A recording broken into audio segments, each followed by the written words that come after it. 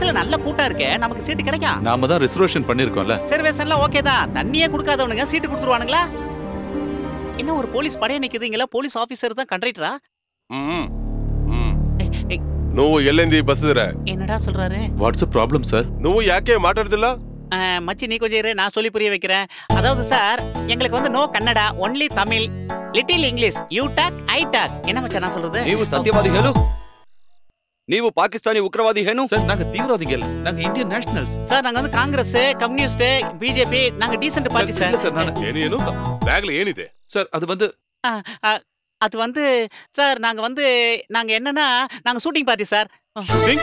ನೀವು ಉಗ್ರದೇನೋ? ஐயோ இல்ல சார், நான் சொல்றது கேளுங்க. ಅರೆಸ್ಟ್ ಮಾಡಿ. அந்த ஷூட்டிங் இல்ல சார். இது shooting, marriage shooting sir. we are innocent sir. ஏய் தேவையில்லாம எதுக்கு பேசுற? ஏதோ பணத்தை கொடுத்து கரெக்ட் பண்றா.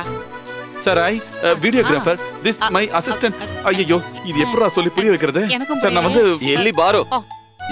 என்ன பிரச்சனை? சார் நீங்க தமிழா சார்? ஆமா. ரொம்ப நல்லதா போச்சு சார். நாங்க தீவிரவாதிகள்னு சொல்லி எங்களை புடிச்சு நிக்க வச்சிருக்காங்க சார். நாங்க தமிழ்நாட்டுல இருந்து வந்த 2 வீடியோகிராஃபர் சார். இங்க பெங்களூர்ல ஒரு மேரேஜ் கவரேஜ்க்காக வந்தோம். இந்த பேக் ஃபுல்லா வீடியோ எக்யூப்மெண்ட்ஸ் தான். அது இவங்களுக்கு கொஞ்சம் சொல்லி புரிய வைங்க சார். ನೀವು ಹಣಿಗುಂಡು ದುರ್ಗೆ, ಇವರು ಉಗ್ರವಾದಿ ಅಲ್ಲ. ಇವರು ತಮಿಳುನಾಟ್ಲೆ ಬಂದೆ ವಿಡಿಯೋಗ್ರಾಫರ್.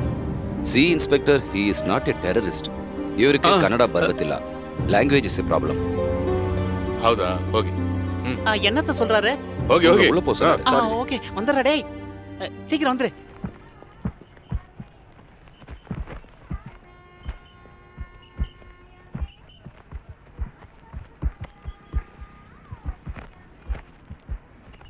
இந்த நன்றியை மறக்கவே மாட்டேன் சார். நீங்க மட்டும் வராம இருந்திருந்தா கண்டிப்பா பெரிய பிரச்சனையா இருக்கும் சார். ஆமா ஆமா சார். பாம்பேல தீவிரவாதிகளோட அட்டாக் அப்புறம் எல்லா இடத்துலயும் செக்கிங் ரொம்ப அதிகமாயிடுச்சு.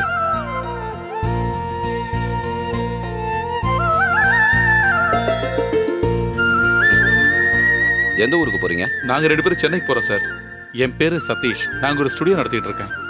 இது என் அசிஸ்டன்ட் சுந்தர். ஸ்டுடியோவை கம்ப்ளீட்டா மேனேஜ் பண்றது நான் தான்.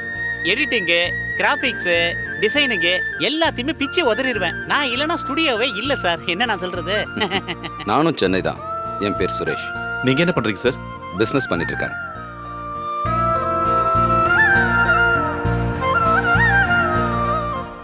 இல்ல ஃப்ளைட் மிஸ் ஆயிடுச்சு. நான் பஸ்ல வந்துட்டு இருக்கேன்.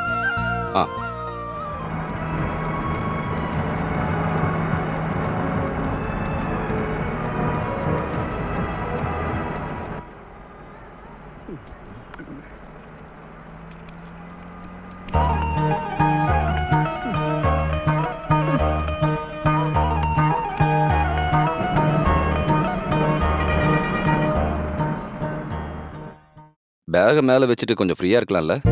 வேண்டாம் சார், இதுல கேமரா இருக்கு. இதுதான் என்னோட உயிர். இது மேல இருந்து கீழே ஏதாவது விழுந்துருச்சுன்னா புதுசு வாங்குறது பணம் இல்ல. பொருளாதார நெருக்கடியால அதிகமா பிரச்சனை அனுபவிக்கிறது எங்களை மாதிரி ஆளுங்க தான். 2 கல்யாணம் 2 வளகாப்பு கிடைச்சா பிரச்சனை தீந்துரும்ல? இல்ல சார், பழைய மாதிரி வேலை இல்ல. ஃப்ரீலான்ஸ் ஆளுங்க நிறைய பேர் வந்ததுனால இப்பெல்லாம் வேலை கிடைக்கிறதே இல்ல. அவங்களுக்கு ஸ்டுடியோ வேண்டாம், வாடகை கொடுக்க வேண்டாம், ஸ்டாஃப் வேண்டாம். ஒரு கம்ப்யூட்டர் மட்டும் இருந்தா பிரச்சனை முடிஞ்சு போச்சு. நம்ம கல்யாணத்துக்கு உங்க அப்பா சம்மதிக்காம இருந்தா என்ன பண்ணிருப்ப? நான் உயிரோடவே இருந்திருக்க மாட்டேன். அந்த மாதிரி எல்லாம் பேசாத செல்லம். தெய்வீக காதல்.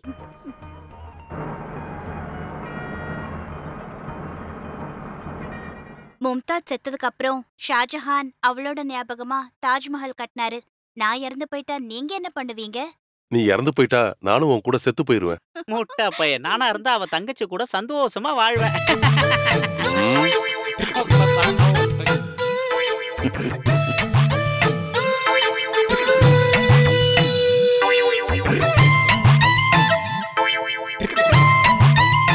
என்னாச்சு, தூக்கம் வரலையா? இல்ல சார், கொஞ்ச நாளாவே சரியா தூக்கமே வரதில்ல. முன்னெல்லாம் பஸ்ல நான் நின்னுகிட்டே தூங்கியே பயணம் பண்ணிருக்கேன். சரி, இப்ப என்னாச்சு? என்னன்னு சொல்றது, ஒவ்வொரு பிரச்சனை, மனசுக்கு சுத்தமா நிம்மதியே இல்ல. 1-2 பிசினஸ் பண்ணி நிறைய பணம் போச்சு. சொந்தமான ஒரு வீடை கட்டினேன், ஆனா குடியேறதா முடியல.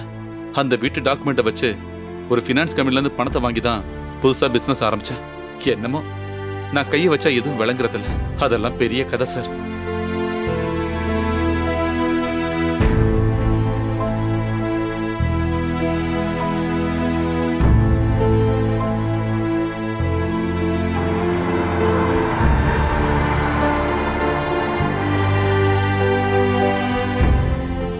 உங்களுக்கு தூக்கம் வரதா இருந்தா தூங்க. ராத்திரி பயணத்துல நானும் தூங்குறது இல்ல.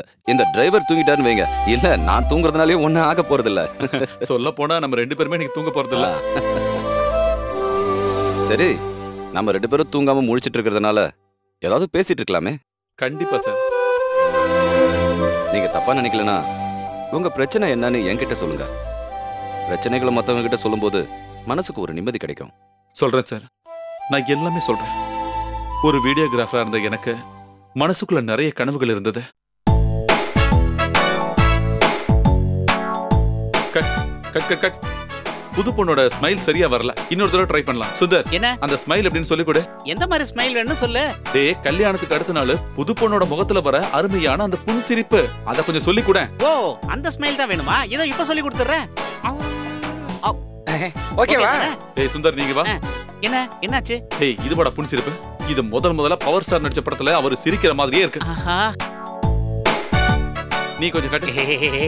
ஐயோ அம்மாடி, கொஞ்சம் இயல்பா சிரிச்சு காட்டேன். அவ்வளவுதான். ஓகே, இதத்தான் நானும் சொன்னேன், மறந்துட்டாங்க. சுந்தர், என்ன அவங்களுக்கு அந்த ப்ரொஃபைல் ஷாட் கொஞ்சம் காட்டி கொடு. இந்த ப்ரொஃபைல அப்படி இப்படி திருப்பி கொஞ்சம் இப்படி டவுன் டேய், பண்ணி. வேண்டாம், அவ்வளவு வேண்டாம். ஃபேஸ்ல இருக்க மேக்கப் எல்லாம் போயிடுடா. உடம்புல தொடாம காட்டினா போதும். கொஞ்சம் சொல்லி கொடுக்குறியா? இப்படி தானே சொன்னேன், கரெக்டா? Okay, ready. ஃபைன். நான் சொன்னது அப்படியே செஞ்சிட்டாங்க. ஓகே, ஒரு கல்யாண ஆல்பத்துக்காக நான் ஏன் இந்த மாதிரிலாம் பண்றேன்னு நீங்க யோசிக்கலாம். நான் செய்யற வேலையில பெர்ஃபெக்ஷன், குவாலிட்டி இருக்கணும். என்னோட ஷாட்ஸ் எல்லாமே சினிமா ஸ்டைல்ல தான் இருக்கும். அது உங்களோட கல்யாண சிடி பார்க்கும்போது உங்களுக்கு புரிஞ்சிடும். இந்த மாதிரி கேமரா தூக்கிட்டு இங்க சுத்த வேண்டிய ஆளே கிடையாது. ஒருவேளை ஒரு சினிமால இருந்திருந்தா ஒரு சந்தோஷ் சிவன், ஒரு பாலுமகேந்திரா மாதிரி இவர் ஆயிருந்திருப்பாருன்னு சொல்றாரு. கொஞ்சம் வரீங்களா? இதோ வந்துட்டேன். டேய், தயவு செஞ்சு என்ன கொஞ்சம் வாழ விடுங்களேன்டா. போங்கடா, பேக் அப். Thank you.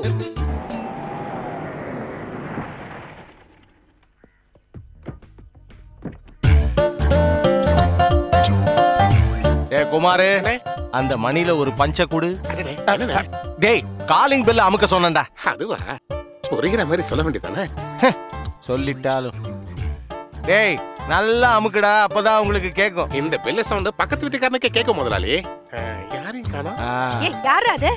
தோ இங்க இங்க இங்க. நீங்களா? வாங்க வாங்க. ரொம்ப அன்போடெல்லாம் வரவேற்காதீங்க, புரியுதா?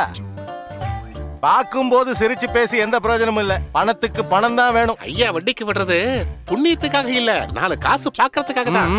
ஆமா, எங்க அந்த ஜெகதீஷ்? முதலாளி ஜெகதீஷ் இல்ல முதலாளி, சதீஷ். அதெல்லாம் எங்களுக்கு தெரியும். கில்லாடியாச்சே, பெரிய கில்லாடி. கூப்பிடுங்க அவனை. அவன் தூங்கிட்டு இருக்கான், என்ன எழுந்திருக்க? அது சரி, அவன் நிம்மதியா தூங்குவான். ஏன்னா பணம் கொடுத்தனா தூக்கம் இல்லாம சுத்திட்டு இருக்கேன். கூப்பிடுங்க அவனை, இல்ல உள்ள வந்து நான் கூப்பிடுவா. வேண்டாம், நானே அவரை கூப்பிடுறேன். யாருமா? அட, முதலாளியா? என்ன அப்படியே நின்னுட்டீங்க? உள்ள வாங்க, வந்து உட்காருங்க. நான் இங்க ஒண்ணு உட்கார்றதுக்கு வரல. என்கிட்ட ஓவர் ஆக்டிங் காட்டாது என்ன? என் பணம் மேட்டர் என்னாச்சு? அசலு தான் வரல, வட்டியாவது கட்டணும்னு உனக்கு தெரியாது? அது வந்து இந்த வந்து போயெல்லாம் வேண்டாம். உன்னோட இந்த ஆக்டிங்க பார்த்து எனக்கு சலிச்சு போச்சு. அதெல்லாம் நடக்காது. எனக்கு இன்னைக்கு என் பணம் வேணும். இல்லனா எனக்கு எப்படி வாங்கணும்னு தெரியும். என்ன அந்த மாதிரி செய்ய வச்சிராத. எனக்கு கொஞ்சம் டைம் நீங்க கொடுத்தே ஆகணும். டைம் எல்லாம் நிறைய கொடுத்தாச்சு. உன்கிட்ட பணம் இல்லனா உன் அண்ணன் தாசில்தார் இருக்கான்ல, அவன்கிட்ட வாங்கிக்கோ. டெய்லி நிறைய லஞ்ச பணம் வாங்கிட்டு இருக்காருல்ல, அவர் நினைச்சாருன்னா உடனே கொடுத்துட முடியல. அண்ணன் கிட்ட நான் பணம் எல்லாம் கேக்குறதே இல்ல. ஒரு வாரம் நீங்க எனக்கு டைம் கொடுத்தே ஆகணும். அதுக்குள்ள நான் எப்படியாவது பணத்தை தந்துடுறேன். அது சரி, நீ ஆளு சூப்பர் ஆச்சே. கொலை குற்றத்துக்காக நான் உள்ள போய் படுத்தனா அதுக்கப்புறம் நீ பணம் தர வேண்டிய அவசியம் இல்லையே. கண்டிப்பா நான் உங்களுக்கு அடுத்த வாரம் பணம் தந்துடுறேன். நம்பலாம்ல? நிச்சயமா. ஒரு வாரத்துக்குள்ள என் பணத்தை தரலன்னு வை, உங்க அம்மா பேர்ல வச்சிருக்கேன் அந்த பத்மா ஸ்டுடியோ, அதை எங்க அம்மா பேருக்கு மாத்திக்குவேன். எலிசபெத் ஸ்டுடியோன்னு மாத்திருவேன். எலிசபெத்ங்கிறது மகாராணியோட பேராச்சே முதலாளி. இருந்துட்டு போது, என்ன பொறுத்த வரைக்கும் எங்க அம்மாவும் மகாராணி தான். எங்க அம்மாவோட பல சொந்தக்காரங்க மகாராணிங்க தான். அந்த விஷயம் உனக்கு தெரியுமா? அப்புறம் சொன்னது ஞாபகம் இருக்கட்டும், ஒரு வாரம் தான் டைம். இப்ப நான் கிளம்புறேன். பணம் கிடைக்கலன்னு வை, என் உண்மையான முகத்தை நீ பார்க்க வேண்டியிருக்கும். டேய் வாடா.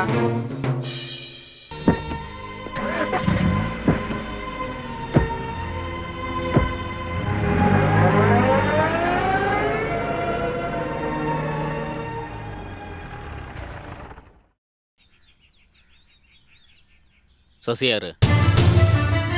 சசி என்ன? இந்த போட்டோவை இங்க இருந்தா பிரிண்ட் எடுத்து கொடுத்தீங்களா? கொடுங்க சார். இல்ல சார். பொய்யாடா சொல்ற ராஸ்கல். போட்டோல மார்ஃபிங் பண்ணி கல்யாணத்தையாட நிறுத்துறீங்க. இந்த போட்டோல இருக்கிற இவன் யாரா? இது பக்கத்து தெருவுல இருக்கிற கோபால் சார். இந்த ஸ்டுடியோவோட ஓனர் யாரு? அது எது கேக்குறீங்க? சார், எங்க முதலாளி பேரு சதீஷ்.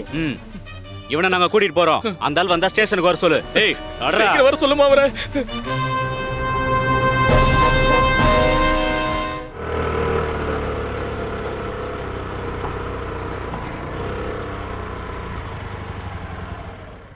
பிரசாத்,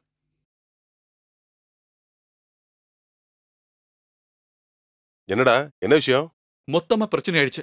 இந்த காலத்துல எவனையுமே நம்ப முடியல. என்னடா விஷயம் என்னன்னு சொல்லு. ஏதோ ஒரு பொண்ணோட பையனோட போட்டோ மாஸ்கிங் பண்ணி அதை பிரிண்ட் போட்டு கொடுத்ததுனால சசியை போலீஸ் அரெஸ்ட் பண்ணி கொண்டு போயிட்டாங்க. என்னையே ஸ்டேஷனுக்கு வர சொல்லிருக்காங்களா? ஓ, உங்ககிட்ட எத்தனை தடவை சொல்லியிருக்கேன் நமக்கு நம்பிக்கையானவங்களை தான் வேலைக்கு வச்சுக்கணும்னு. இந்த மேட்ரு மட்டும் வெளியே தெரிஞ்சுன்னு வை, உன் ஸ்டுடியோக்கு யாராவது போட்டோ எடுக்க வருவாங்களா? அவன் இந்த மாதிரி பண்ணுவான்னு நான் கொஞ்சம் கூட எதிர்பார்க்கல. இப்ப என்ன செய்யறதுன்னே தெரியல. அந்த எஸ்ஐ உனக்கு நல்ல பழக்கம் இருக்குல்ல? பழக்கலாம் இருக்கு, ஆனா அந்த ஆளு ஒவ்வொரு நேரத்திலயும் ஒவ்வொரு மூட்ல இருப்பாரு. உனக்கு தெரியாதுன்னு சொல்றதுல அர்த்தமே இல்ல. உன் ஸ்டுடியோல இருந்து தான் இந்த போட்டோவை பிரிண்ட் எடுத்து கொடுத்துருக்காங்க. நீ அந்த குடும்பத்தை பத்தி கொஞ்சமாவது யோசிச்சு பாரு. இனி யாராவது ஒரு பையன் அந்த பொண்ணு கல்யாணம் பண்ண முன் வருவானா? இந்த விஷயத்துக்கு இவனுக்கு சம்பந்தமே இல்ல சார். யாருக்குமே தெரியாம ஸ்டுடியோல வச்சு சசி தான் அந்த பிரிண்ட போட்டு கொடுத்துருக்கான் சார். யாரு போட்டு கொடுத்தாலும் பிரச்சனை இல்ல. ஸ்டுடியோ ஓனருங்கிற முறையில இந்த ஆளுக்கு அதுல பங்கு இருக்கு. இது கிரிமினல் அஃபென்ஸ் தெரியல. இப்படி எல்லாம் நடந்ததுல இவனுக்கும் ரொம்ப வருத்தம் இருக்கு சார். நான் விசாரிச்சு பார்த்ததுல எனக்கு பழக்கமானவரோட பொண்ணுதான் சார் அது. நாங்க இன்னைக்கே போய் அவரை பாக்குறோம். உனக்கும் இதுக்கும் எந்த சம்பந்தமும் இல்லைன்னு இவர் சொன்னதுனாலதான் உன்னை விடுறேன். ஆனா இந்த திமிர் பிடிச்சவன் இருக்கானே, இவனை நான் விடவே மாட்டேன். சார், இந்த ஒரு தடவை நீங்க இவங்க மேல கொஞ்சம் கருணை காட்டுங்க. ஒரு நிமிஷம், நீ மட்டும் போனா போதும். நான் இங்கே நிக்கிறேன். அப்புறம் எதுக்கு நீ வந்த? அதுக்கு இல்ல, நான் தான் ஸ்டுடியோ ஓனர்னு தெரிஞ்சா அவங்க ஒருவேளை. அவங்க அந்த மாதிரியான ஆள் கிடையாது. நான் தானே கூட்டிட்டு வந்தேன். வா. அட, யாரு இது? வா வா வா வா, வந்து உட்காரு. உட்காருப்பா. என்னாச்சு திடீர்னு வந்திருக்க? நடந்த விஷயத்த கேள்விப்பட்டேன். உங்களை வந்து பார்க்கணும்னு தோணுச்சு, அதான் வந்தேன். ஏதேதோ நடந்து போச்சு. ஆமா, இவர் யாரு? இவன் சதீஷ், என் சிஷியன் தான். இவர் ஸ்டுடியோல இருந்த ஒருத்தன் தான் நம்ம ஸ்ரிஜாவோட கல்யாணத்தை தடுக்க போட்டோ எடுத்து கொடுத்தவன். பணம் சம்பாதிக்க இது ஒரு நல்ல வழிதானே. இதை விட வேற. உங்களோட நிலைமை எனக்கு நல்லா புரியுது. அதோட உண்மை நிலவரம் என்னன்னு சொல்லிட்டு போக தான் நாங்க வந்தோம். இதுக்கு காரணம் இவன் இல்ல. இந்த விஷயத்துல இவன் நிரபராதி. ஆமாங்க, நான் ஊர்ல இல்லாத நேரம் பார்த்து உங்க பொண்ணோட லவ்வர்னு சொல்லி எவனோ ஒருத்தன் வந்து என் அசிஸ்டன்ட்டுக்கு பணத்தை கொடுத்து இந்த மாதிரி செய்ய வச்சுட்டான். இப்படி எல்லாம் நடந்ததுக்காக மன்னிப்பு கேட்க தான் நாங்க இங்க வந்தோம். இனிமே மன்னிப்பு கேட்டு என்ன பிரயோஜனம் இருக்கு? என் பொண்ணு வாழ்க்கையே போயிடுச்சு, அதை திருப்பி தர முடியுமா?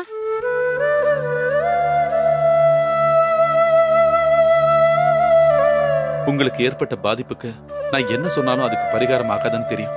இருந்தாலும் சொல்றேன், நான் மாப்பிள்ளையோட வீட்டுக்கு போய் உண்மை என்னன்னு அவருக்கு சொல்லி புரிய வைக்கிறேன். வேண்டாம், அதுக்கு இனிமே அவசியம் இல்ல. அவ பின்னால சுத்தி லவ் பண்ணிட்டு இருந்த ஒரு பையன் தான் கல்யாணத்தை தடுக்கிறதுக்காக இந்த மாதிரி எல்லாம் பண்ணான்னு நான் அவங்க காலை பிடிச்சு கெஞ்சி பார்த்துட்டேன். கேட்கவே இல்ல. என் பொண்ணு எந்த ஜென்மத்துல என்ன பாவம் பண்ணாலும் இனிமே அவங்களே வந்து கேட்டாலும் அந்த பையன் வேணான்னு என் பொண்ணு சொல்லிட்டா. நீங்க கவலைப்படாதீங்க, கடவுள் உங்களுக்கு நல்லதே பண்ணுவாரு. ஆமா, ஸ்ரிஜா அங்க? அவ கம்ப்யூட்டர் கிளாஸ் போயிருக்கா. அப்ப நாங்க கிளம்புறோம்.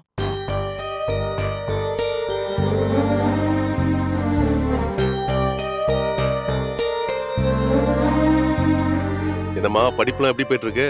நல்லா போயிட்டு இருக்கு. நீ இப்படி ஒரு முடிவு எடுப்பன்னு நான் கொஞ்சம் கூட எதிர்பார்க்கவே இல்லை. நல்ல மனசு இருக்கிறவங்களால தான் இப்படி ஒரு முடிவு எடுக்க முடியும். ஸ்ரீஜா கண்டிப்பா உனக்கு தகுதியான ஒரு பொண்ணு தான். உனக்கு மனைவி ஆகிறதுக்காக தான் அவ கல்யாணம் நின்னு போயிருக்குன்னு நினைக்கிறேன். அந்த பொண்ணை நான் கல்யாணம் பண்ண முடிவெடுத்தது அந்த கல்யாணம் நின்னு போனதுனால இல்ல. அது மட்டும் இல்லாம எனக்கு மட்டும் பிடிச்சா போதாதுல்ல, அந்த பொண்ணுக்கும் அவங்க வீட்டுல இருக்கவங்களுக்கும் பிடிக்கணுமே. உனக்கு இது விருப்பம்னா அவங்களுக்கு எந்த பிரச்சனையும் இருக்கிற மாதிரி தோணல. அப்புறம் இந்த விஷயத்த பத்தி பொண்ணோட அப்பா கிட்ட நான் சொல்லிட்டேன். நீ இன்னைக்கே போய் உங்க அம்மா கிட்டயும் அண்ணங்கிட்டயும் விஷயத்த சொல்லிடு. அவங்களோட முடிவும் என்னன்னு தெரியணும்ல. நீ அந்த பொண்ணை கல்யாணம் பண்ணிக்கிறதுல எனக்கு சந்தோஷம் தான். அந்த பொண்ணோட அப்பா பரமேஸ்வரன் எனக்கு நல்லா தெரியும். நம்ம குடும்பத்துக்கு ஏத்த சம்பந்தம் தான். ஆனா எனக்கு இவனை நினைச்சாதான் பயம்.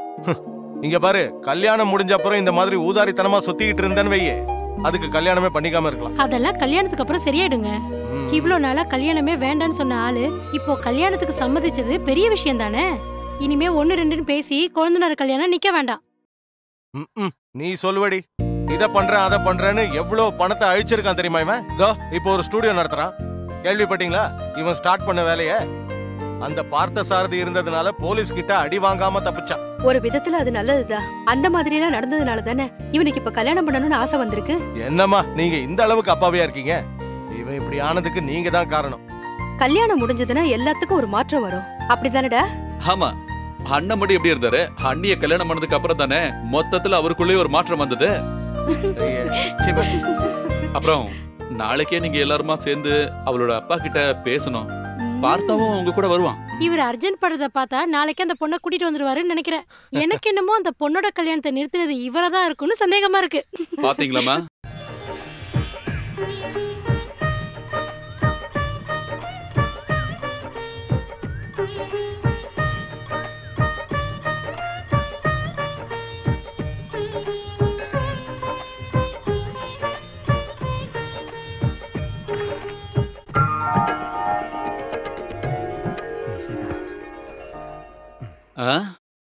இத எங்க வைக்கிறது? வேண்டாம், இங்க இருக்கட்டும். இந்த கேமரா வேண்டாம், இங்க வச்சலாமா? எங்க வைக்கிறது?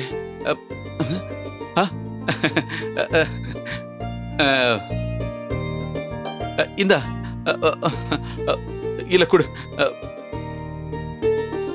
தேங்க்ஸ். உட்காரு உட்காரு. ஒரு நிமிஷம்.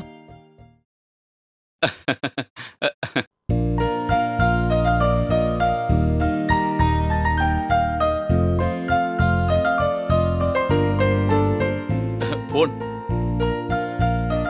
ஆஃப் பண்ணிடல. போட்டோ மாஸ்க் பண்ண சசிக்கு தான் முதல்ல என் நன்றியை சொல்லணும். அந்த ஃப்ராடுக்கா? ஆமா, அவ அன்னைக்கு அந்த மாதிரி பண்ணதுனால தானே எனக்கு ஒண்ணு கிடைச்சது. யாரு இந்த ராத்திரியில?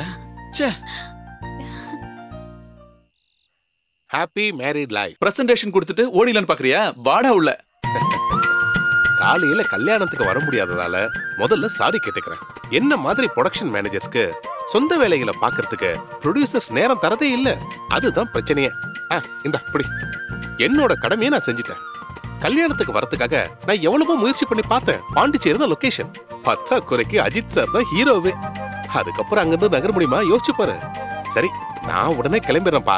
உன்னோட சிவ பூஜையில நான் கரடியை நுழையறதுக்கு விரும்பல. உன் பொண்டாட்டியை கூப்பிடு. ஸ்ரீஜா, நீ உட்கார்ற.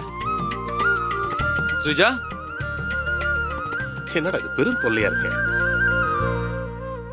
முடியாது, போக முடியாது, விட மாட்டேன். அட்வான்ஸ் காசு ₹1 கூட குறையாம வாங்கினல. இப்ப மகேஷ் பாபு கூட நடிக்க போறேன்னு சொன்னா அது முடியாது. No no no no, nothing doing. யாரு? தனிஷ்கா. தனிஷ்காவா? அது யாரு? தெலுங்குல ஒரு புது நடிகை தனிஷ்கா. அவளோட எந்த ஆட்டமும் என்கிட்ட பழிக்காதுல்ல. இந்த இண்டஸ்ட்ரியில நான் சொல்றதா நடக்கும்.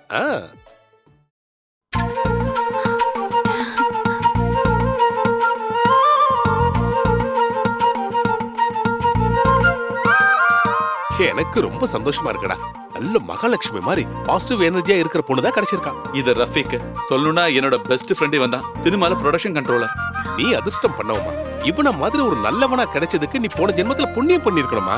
இவன் ஒரு சாதாரண வீடியோகிராஃபர் ஆக வேண்டிய ஆளே கிடையாது. இவனோட ஃபியூச்சரே சினிமால தான்.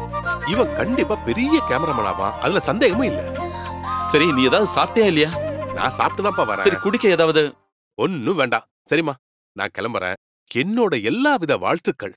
Good night, sweet dreams. வரமா? தேங்க்யூடா.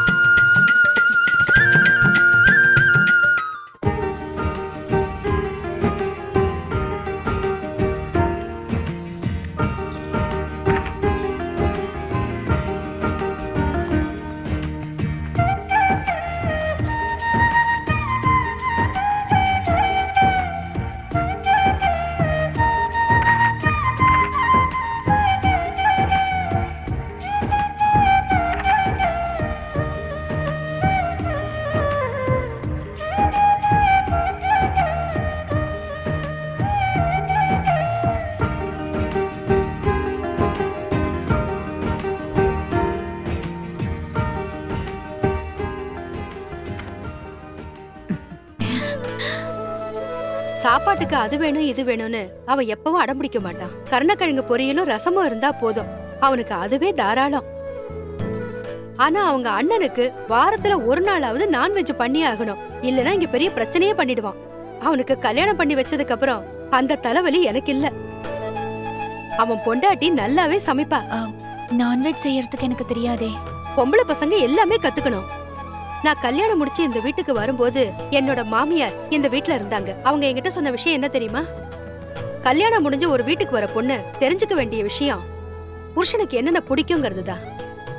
வாய்க்கு ருசியா புருஷனுக்கு பிடிச்சதை செஞ்சு பரிமாறினா குடும்பத்துல பல பிரச்சனைகள் வராதுன்னு அவங்க சொல்லுவாங்க. இவங்களோட அப்பா சாகுற வரைக்கும் நான் அந்த மாதிரி தான் செஞ்சேன். நீயும் அதை எப்பவும் ஞாபகத்துல வச்சுக்கோ. சதீஷ் ரொம்ப பாவம். யார் என்ன சொன்னாலும் அதை அப்படியே நம்புவான். தேவையில்லாம எல்லா பிரச்சனைகளையும் போய் அவனே மாட்டிப்பான். இதனாலேயே இவங்க 2 பேருக்குள்ள அடிக்கடி சண்டை வரும். இவங்க 2 பேர்கிட்டயும் நான் தான் அவஸ்தைப்பட்டுட்டு இருக்கேன். மூத்தவனுக்கு கல்யாணம் முடிஞ்சு 10 வருஷம் ஆச்சு. அவனுக்கு இன்னும் குழந்தைகளே இல்ல. அந்த துக்கத்தை அவன் மனசுல அடக்கி வச்சிருக்கான். எப்பவுமே அதை வெளியில காட்ட மாட்டான். போய் யாருன்னு பாத்துட்டு வா. அம்மா எங்க? உள்ள இருக்காங்க. நீ வா. ஒரு சந்தோஷமான செய்தி இருக்கு. என்ன கேமராமேன் ரஃபீக்கோட அசிஸ்டன்ட் ஆக்குறேன்னு ரஃபீக் ஃபோன் பண்ணிருந்தான். இன்னைக்கு ராத்திரியே கோயம்புத்தூர் போணுமா. என் நேரம் தெளிஞ்சுச்சுன்னு நினைக்கிறேன். அப்போ இன்னைக்கே திரும்பி வர மாட்டீங்களா? இன்னைக்கு கண்டிப்பா திரும்பி வரவே முடியாது. நான் அங்க போனோன்னு உனக்கு ஃபோன் பண்ணிடுறேன். அப்புறம் இந்த விஷயம் இப்ப அம்மாவுக்கு தெரிய வேண்டாம். ஏன்? சினிமா வேலைக்கு தான் நான் போறேன்னு தெரிஞ்சா நான் ஸ்டுடியோ பார்க்காம ஊரை சுத்திட்டு இருக்கேன்னு அம்மா சண்டை போடுவாங்க. ஐயோ, போய் சொல்லி போறீங்கன்னு தெரிஞ்சா அத்தை என்ன பத்தி என்ன நினைப்பாங்க? அதெல்லாம் பரவாயில்ல. அம்மாவோட மனசு வருத்தப்படாம இருக்கிறதுக்காக ஒரு சின்ன பொய். நீ வா, பேக் பண்ணலாம்.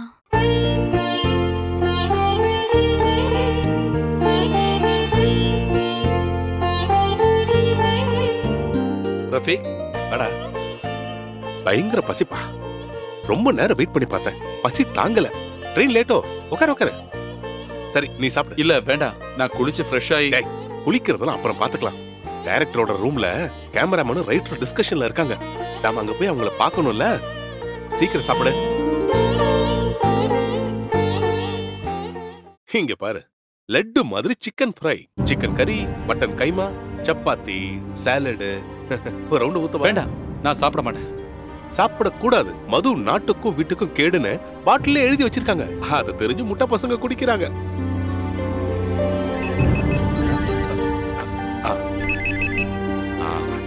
ஹலோ, என்னம்மா சொல்லு. சவுண்ட் வருதா? பழசாயிடுச்சுன்னா சத்தம்லாம் வர்றது இயல்புதான். இப்ப எதுவுமே பண்ண முடியாது. ரொம்ப டிஸ்டர்பன்ஸா இருந்தா ஒண்ணு பண்ணு, அதை ஆஃப் பண்ணிட்டு குப்பர் படுத்து தூங்கு. கேக்குறேன். நச்சு குப்பத்துல ரோட்டோரம் படுத்து இருந்த பொண்ணு இப்ப அவளுக்கு ஸ்பிளிட்டேசில வர சவுண்ட் அலர்ஜியா இருக்காமா. யாரு? அந்த அசாந்தி. வரும்போது காக்காவோட லெக் பீஸ் மாதிரி இருந்தா. ப்ரொடக்ஷன் சாப்பாடை சாப்பிட்டதுக்கு அப்புறம் தான் இந்த கலரு அழகெல்லாம் வந்துச்சு. இங்க பாரு, இந்த ப்ரொடக்ஷன் சாப்பாட்டை 2 வாரம் சாப்பிட்டேன்னா நீ ஷாருக் கான் மாதிரி ஆயிடுவ. சரி, இது எந்த மாதிரி டைப் சினிமா? இது ஃபுல்லா ஒரு ஃபேமிலி சப்ஜெக்ட் தான். டைவர்ஸ் ஆன புருஷன் பொண்டாட்டிக்கு நடுவுல நடக்கிற ஒரு பயங்கரமான பிரச்சனையை மையமா வச்சு ஒரு super black Bastar cinema. Super hit தான். சூப்பர் ஹிட் எல்லாம் ரிலீஸுக்கு அப்புறம் தானே சொல்ல முடியும். இதோட கதை தான் என்ன? கதையெல்லாம் அதுக்கப்புறமா சொல்றேன். அதுக்கு முன்னாடி கேமராமேனை நாம போய் பார்த்தாகணும். அதுக்கப்புறம் வந்துட்டு குளிச்சுட்டு சாப்பிடு.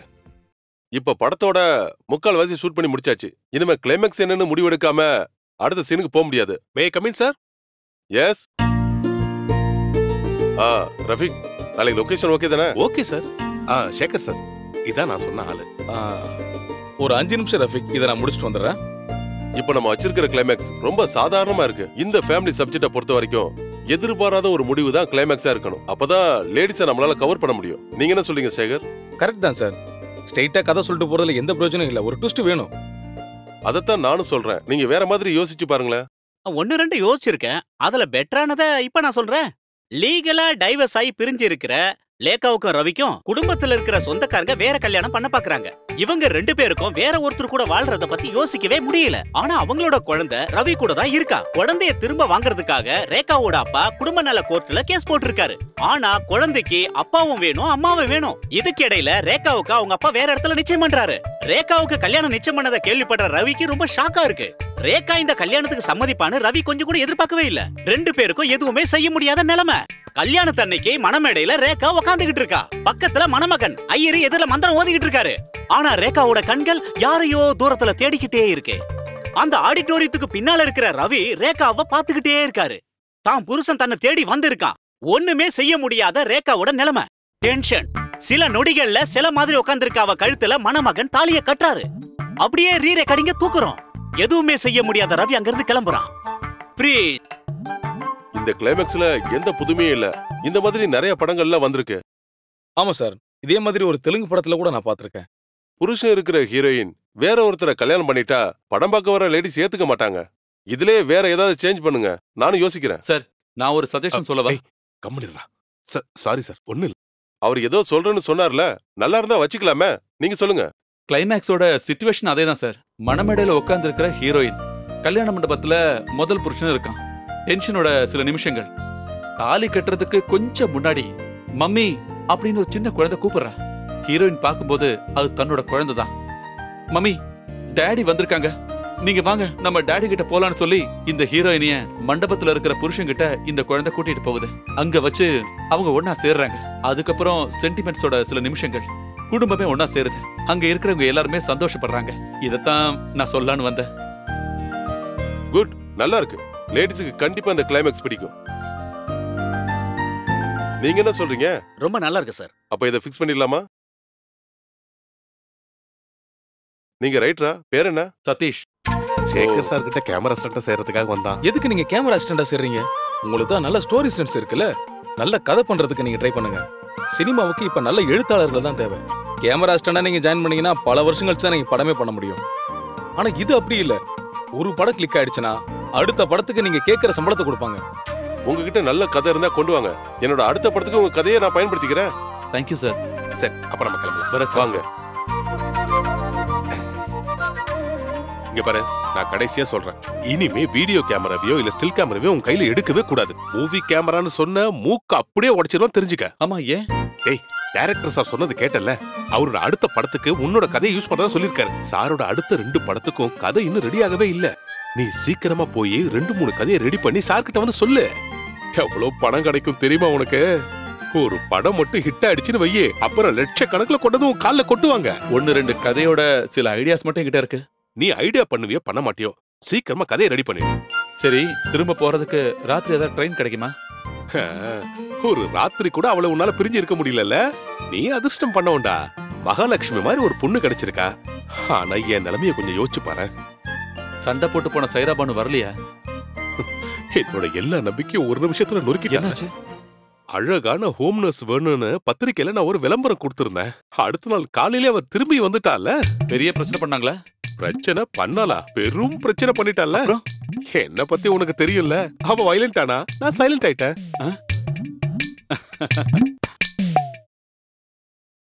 உன் முதலாளி இல்லையா? எங்க போயிட்டா? இல்ல, ஒரு வேலை விஷயமா மதுரைக்கு போயிருக்காரு. மதுரைக்கு போயிருக்கானா? பெரிய மதுரை வீரன். யாரை ஏமாத்துற? மதுரைக்கு பக்கத்துல தான் பழனி இருக்கு. அங்க போய் மொட்டை அடிச்சுக்கிட்டு தலையில சந்தனத்தை பூசிக்கிட்டு பர்மனண்டா அங்கேயே இருக்க சொல்ல அவனை. எனக்கு பணத்தை கொடுக்காம ஒளிஞ்சுக்கிட்டு இருக்கான் அவன். இந்த வட்டி வின்சென்ட்டை எவனாலும் ஏமாத்த முடியாது. கரெக்ட். என்ன ராஜா பண்ற? கம்ப்யூட்டர்ல வந்து சினிமா பாத்துட்டு இருக்கியா? இது யாரு? புது நடிகை? ஐயோ, இது சினிமா நடிகை இல்லனே, இது மணப்பெண்ணே. இவள நான் போட்டோஷாப்ல ஏத்திக்கிட்டு இருந்தேனே. பஞ்ச பரதேசி. இந்த மாதிரி பொண்ணுங்களை ஷாப்ல ஏத்தி அவங்க வாழ்க்கையை கெடுக்கிறதே உங்களுக்கு வேலையா போச்சுன்னு எனக்கு தெரியும். என்னடா அது கருப்பு பெட்டி மாதிரி இருக்கு? அண்ணா, அது கேமராண்ணே. எவ்வளவு விலை இருக்கு? இது வந்து டிஜிட்டல்னா 1.5 லட்சம் ரூபாய்க்கு மேல இருக்கும். அது அப்படியே தூக்கு. ஐயோ அண்ணா, அதை கொண்டு போயிடாதீங்க. அப்புறம் போட்டோ எடுக்க வேற கேமரா இல்ல. வேண்டாம், கேமரா இல்லாம போட்டோ எடுத்தா போதும். என்ன முதலாளி? அது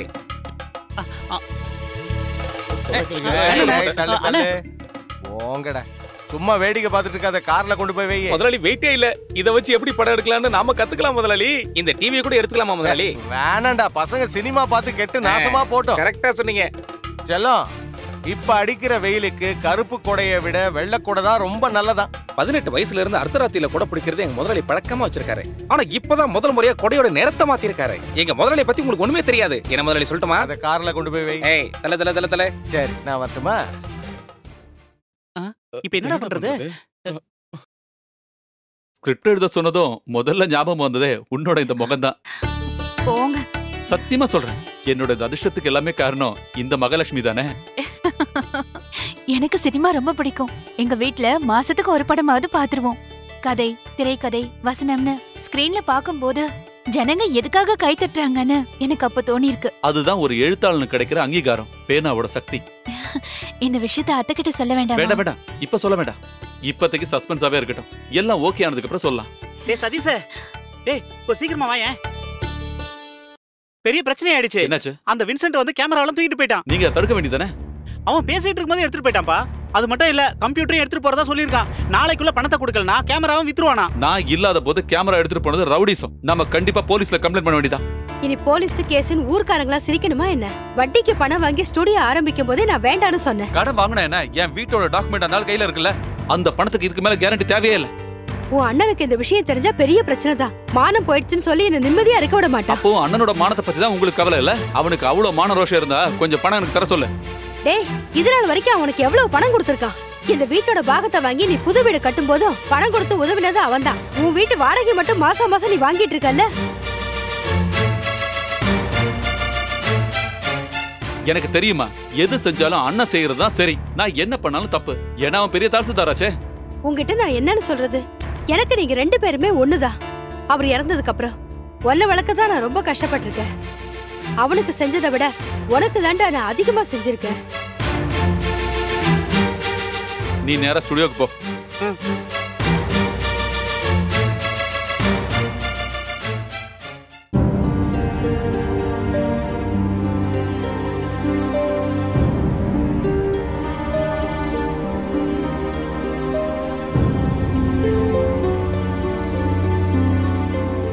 எதுக்கு பார்த்துக்கிட்ட அந்த மாதிரிலாம் பேசுனீங்க? என் முன்னாடி அந்த மாதிரிலாம் பேசும்போது அவங்க ரொம்ப வருத்தப்படுவாங்கல்ல. நம்மளோட நல்லதுக்காக தானே அவங்க அப்படி சொல்றாங்க. அவங்க முகத்தை பார்த்தாலே தெரியுது அவங்க ரொம்ப வருத்தமா இருக்காங்க. இல்ல இல்ல, எங்களுக்குள்ள எப்பவுமே இங்க இப்படிதான். நீ ஒண்ணும் பெருசுப்படுத்த வேண்டாம். நான் அந்த வின்சென்ட போய் பார்த்துட்டு வந்துடுறேன். இருங்க, அங்க போய் நீங்க தேவையில்லாம பிரச்சனை எல்லாம் பண்ண வேண்டாம். பார்த்தானாவையும் கூட்டிட்டு போங்களேன். ம்.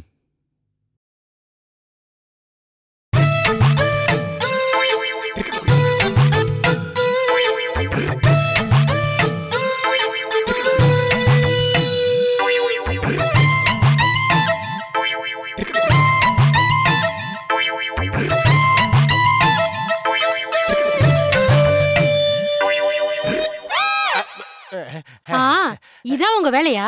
யோகாசனம்னு சொல்லி இங்க வந்து உட்கார்ந்துட்டு பக்கத்து வீட்டு பொம்பளைய பாத்துட்டு இருக்கீங்களா? இவ்வளவு வயசாகி போயிடுச்சுல, இதெல்லாம் நிறுத்த கூடாதா? அடியே, யோகாசனம் பண்ணும்போது எதையாவது பாத்துக்கிட்டே பண்ணணும்னு யோகாச்சாரியார்கள் சொல்லிருக்காங்க. அவங்க எது வேணாலும் சொல்லுவாங்க. ஆனா பக்கத்து வீட்டுக்காரி புருஷன் கராத்தே மாஸ்டர்ன்றத மறந்துடாதீங்க. இங்க பாருங்க, உங்களை பார்க்க 2 பேர் வந்திருக்காங்க. லேடிஸ் இல்லல்ல? இல்ல. அப்போ வொர்க் அவுட் ஆச்சு அதுக்குள்ள. வாங்க.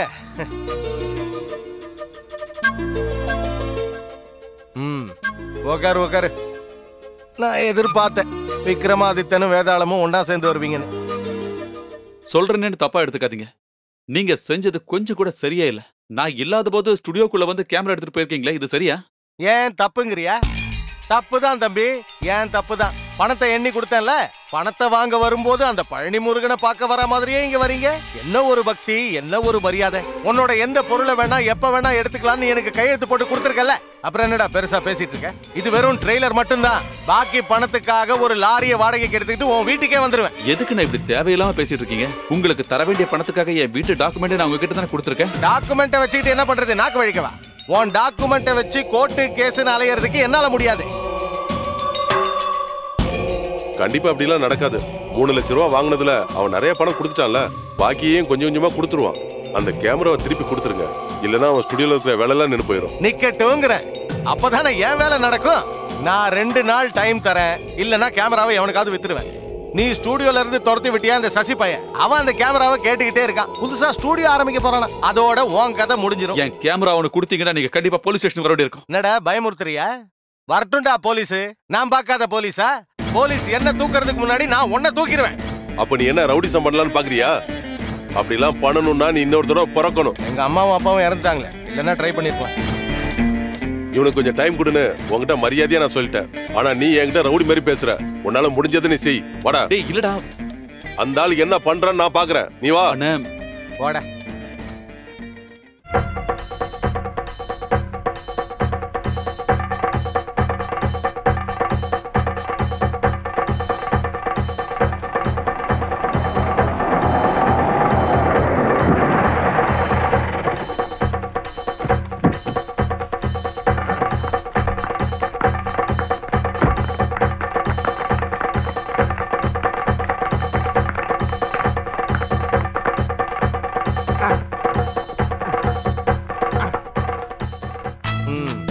எதுக்குடா இவ்ளோ பெரிய கத்திரி?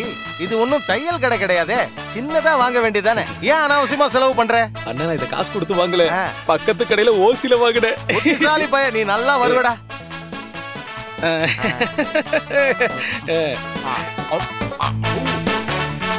என்னடா ஸ்மெல் ஒரு மாதிரி இருக்கு? டேய் இந்த கொடை ஸ்டுடியோல யூஸ் பண்றதுடா, கொடுத்துடுறா. இந்த கொடைய நான் சதீஷோட கடையில இருந்து தான் எடுத்தேன். இந்த வெள்ளை கொடைய வச்சுக்கிட்டு நடக்க ஆரம்பிச்சதுல இருந்து நான் வெள்ளையாயிட்டேன்னு என் பொண்டாட்டி சொல்றா. முதலாளி அம்மா பொண்டாட்டி கூட கிடையாது, என் பொண்டாட்டி சொல்றா. இந்த கொடை நீங்க பிடிக்க ஆரம்பிச்சது ரொம்ப வெள்ளையாயிட்டீங்களா? உன் பொண்டாட்டி சொன்னா அது கரெக்ட் தான். அண்ணே இவன் தான் என்னோட புது பார்ட்னர் சாரதி. சாரதி சாரதி சசி, அதான் சாசா. பணம் ஏதாவது வேணும்னா கூச்சப்படாம கேளு. நீ சதீஷோட ஸ்டுடியோல இருந்து வந்துட்டியா? கம்மி சார். அதனால தான் இவன் இங்க கூட்டிட்டு வந்துட்டேன். அப்ப இங்கேயும் வேலை கம்மி ஆயிடும். அண்ணே ஒரு நல்ல நாள் அதுமா அவசகுணமா பேசாதீங்க அண்ணே. ஆமா.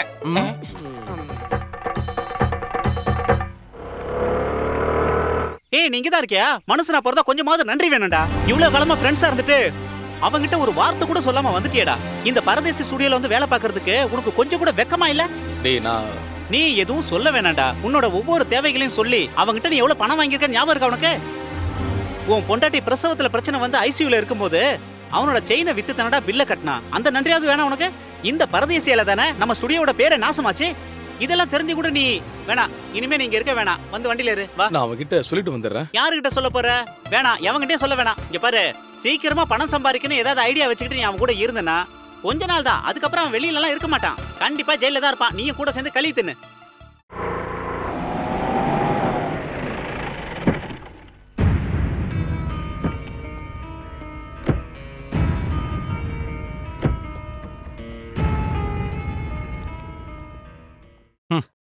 நீங்க மகாபாரதமும் ராமாயணமும் படிக்கிறதுனால எந்த பிரயோஜனமும் இல்ல. திருந்தணும்னு மத்தவங்களுக்கும் தோணணும். நீ இன்னைக்கு ஆபீஸ்க்கு போலியா? எப்படிமா போறது? இது வரைக்கும் நான் கடவுள்கிட்ட மட்டும்தான் தலை குனிஞ்சு நின்னு இருக்கேன். இப்போ வட்டிக்கார முன்னாடி கூட தலை குனிஞ்சு நிக்கிறேன். இப்ப என்ன நடந்துருச்சு கொஞ்சம் புரியும்படியா சொல்லு. அந்த வின்சென்ட் நேத்து ஆபீஸ்க்கு வந்தான். வட்டிக்காரங்கிட்ட பணம் வாங்கிட்டு பணத்தை திருப்பி கொடுக்கலன்னா கூட பரவாயில்ல, அவங்க கிட்ட மரியாதையா பேசவாவது தெரிஞ்சுக்கணும். அதை விட்டுட்டு பணம் கொடுத்தவன மிரட்டிட்டு வந்தா என்ன அர்த்தம்? ஆமா, நிச்சயமா இவன் இந்த ஜென்மத்துல திருந்த போறதில்ல. கல்யாணத்துக்கு அப்புறமாவது கொஞ்சம் மாறுவான்னு நினைச்சேன். இப்போ புதுசா ஒரு வேலையை ஆரம்பிச்சிருக்காரு. சினிமாவுக்கு கதை எழுதுறாராம். இவன் யாரு? பட்டுக்கோட்டை பிரபாகர். கொஞ்சம் நிறுத்துறீங்களா? கதை எழுதுறதுக்கு ஐஏஎஸ் டாக்டரேட் எல்லாம் படிக்க வேண்டாம், கொஞ்சம் அறிவு மட்டும் இருந்தா போதும். அது சரி, உள்ளதா இருந்தியா? தெரிஞ்ச வேலையை ஒழுங்கா செய்ய தெரியல, இப்ப கதை எழுதுறேன்னு கதை விட்டுக்கிட்டு சுத்துற. டேய், இன்னைக்கு வரைக்கும் உருப்படியா ஒரு புக்காவது படிச்சிருக்கியா? டால்ஸ்டாய், சார்ல்ஸ் டிக்கன்ஸ் இவங்க எல்லாம் யாருனாவது உனக்கு தெரியுமா? தமிழ்ல கதை எழுதுறதுக்கு இங்கிலீஷ் புக்கெல்லாம் படிக்க வேண்டிய அவசியமே இல்ல, வாழ்க்கை அனுபவங்களே போதும். அது எனக்கு கொஞ்சம் அதிகமாவே இருக்கு. காலங்காத்தால எதுக்கு தேவையில்லாம பேசிட்டு இருக்கீங்க? வாங்கின பணத்தை எப்படி திருப்பி கொடுக்கலாங்கிறத பத்தி மட்டும் யோசி. நான் கடைசியா ஒன்னே ஒன்னு சொல்றேன். நீ வாங்கின பணத்தை திருப்பி கேட்டு ஏன் ஆபீஸ் பக்கம் இனிமே எவனும் வரக்கூடாது. அந்த ஆளுக்கும் உனக்கும் ஒரு நினைப்பு இருக்கு. அரசாங்க அதிகாரி தானே, லஞ்சம் வாங்கி நிறைய பணம் வச்சிருக்கானே, கொஞ்சம் கொடுக்க வேண்டியதானேன்னு. டேய், நல்லா விசாரிச்சு பாரு. எவங்கிட்டையும் கை நீட்டி 5 ரூபா கூட லஞ்சம் வாங்காம கிடைக்கிற சம்பளத்துல மானத்தோட குடும்பம் நடத்துறவன் தான் உன் அண்ணன். டேய், பிராக்டிக்கலா நான் ஒரு விஷயம் சொல்றேன். இந்த மாதிரி அந்த ஆளுக்கு வட்டியை கொடுக்காம நீ வாடகைக்கு விட்டுருக்கியா அந்த வீடு, அதை வித்துட்டு அந்த ஆள் கடன் அடைக்க பாரு. நான் ஒரு வீட்டை கட்டி மாசம் 10,000 ரூபாய் வாடகை வாங்குறதா உங்களுக்கு பெரிய பிரச்சனையா இருக்கு. ஆமாண்டா, நீ இப்படித்தானே பேசுவ. நீ ஒரு புது வீடு கட்டுறதுக்காக இந்த வீட்டோட பாகம் வேணும்னு என்கிட்ட கேட்டப்போ கொஞ்சம் கூட தயங்காம நான் உனக்கு பணத்தை கொடுக்கல. அதுக்கப்புறம் அந்த வீட்டை வாடகைக்கு விட்டுட்டு இங்கேயே நிரந்தரமா தங்கிட்ட. நீ புத்திசாலி தான், நான் தான் முட்டாள். அப்படி இருந்தும் என்னையே குறை சொல்ற. பரவாயில்லடா. ஓகே, இத மனசுல வச்சுதான் இவ்வளவு நாள் என்கிட்ட பேசிட்டு இருந்தீங்களா? வேண்டாம், எனக்கு யாரோட ஓசும் தேவையில்லை. நான் இங்க இருந்து போயிடுறேன். இங்க பாருங்க, அவர் அந்த மாதிரிலாம் நினைச்சு சொல்லல. தேவையில்லாம நீங்க இந்த மாதிரிலாம் அர்த்தத்தை கண்டுபிடிக்காதீங்க. வேண்டாம், நான் ஒண்ணு குழந்தை. யாரு எதுக்காக பேசுறாங்கன்னு எனக்கு நல்லாவே புரியும். நான் சொல்ல. டேய், நீ எப்ப வந்தாலும் ஏதாவது ஒண்ணு சொல்லி அவனை வேதனைப்படுத்திட்டு தான் போவேன். அவன் பண்ண தப்பதானமா சொன்னேன். நீங்க எப்பவும் அவனுக்கு தான் சப்போர்ட். எனக்கு நீங்க 2 பேரும் எப்பவும் ஒரே மாதிரி தான். அவன் ஜாதகத்துல இப்ப ஒரு பெரிய கண்டா இருக்கு, அதனாலதான் இப்படி பேசிட்டு இருக்கான். நீ இதுக்கெல்லாம் கவலைப்படாத. அவரோட சுபாவமே அப்படிதான். தம்பின்ற உரிமையில தான் இப்படி எல்லாம் பேசிட்டு இருக்காரு. கொஞ்ச நேரம் ஆனதும் தனியா உட்காந்து வருத்தப்பட்டு இருப்பாரு. கல்யாணம் ஆகி வந்த நாள்ல இருந்து நான் இதெல்லாம் பார்த்துட்டு தான் இருக்கேன். ராஜி, போலாம். நான் வரமா வரமா.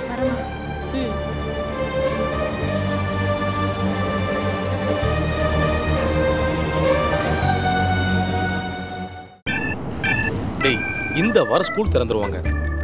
இவ்வளவு நாளா இந்த ஊருக்குள்ள அதிகமான பாஸ்போர்ட் சைஸ் போட்டோஸ் ஆர்டர் கிடைச்சது பத்மாஸுக்கு தான். இந்த முறை ஸ்கூல் காலேஜ் எல்லாத்துலயும் ஏறி இறங்கி எல்லா ஆர்டரையும் நாம தான் வாங்கணும். நீ கவலைப்படாத மச்சி, ஸ்கூல் காலேஜ் எல்லாம் திறக்கட்டும், நான் ஃபுல் டைம் அது முன்னாடி தான் நிப்பேன். மேக்ஸிமம் டிஸ்கவுண்ட் கொடுத்து ஒர்க்கை பிடிச்சி அந்த 10 மாசம் மூடி ஆகணும்.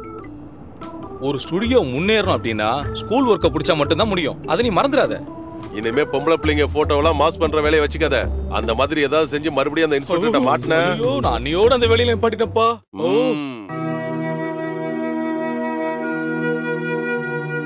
ஒவ்வொரு பிரச்சனையும் வரும்போது நீங்க இந்த மாதிரி ஆயிடக்கூடாது. பிரச்சனையில இருந்து எப்படி வெளியில வரலான்னு தான் நீங்க யோசிக்கணும். என்ன பண்றதுன்னு தெரியல.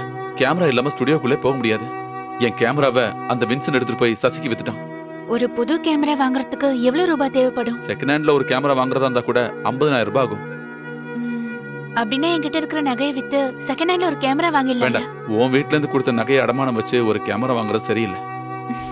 இனிமே உண்டு எந்தெல்லாம் சொல்லாதீங்க. அது நம்மளோடதுங்க.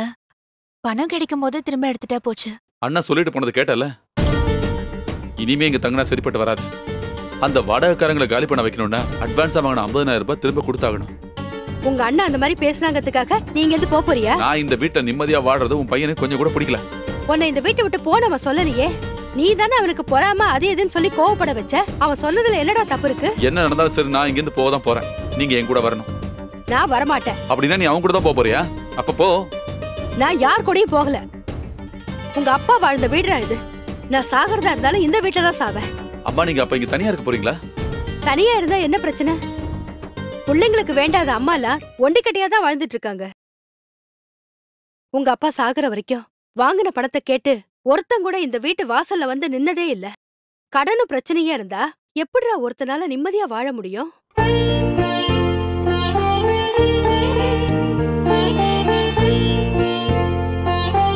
உன் அண்ணன் சொல்ற மாதிரி அந்த வீடை வித்தாவது உன் கடனை கொடுத்து முடிச்சிரு. நல்ல காலம் வரும்போது வீடெல்லாம் தானா தேடி வரும். அத்தை சொல்றதாங்க சரி. ஒரு வீடு வேணும்னா திரும்ப கட்டலாமே. அது கண்டிப்பா கடவுள் நடத்துவாருங்க.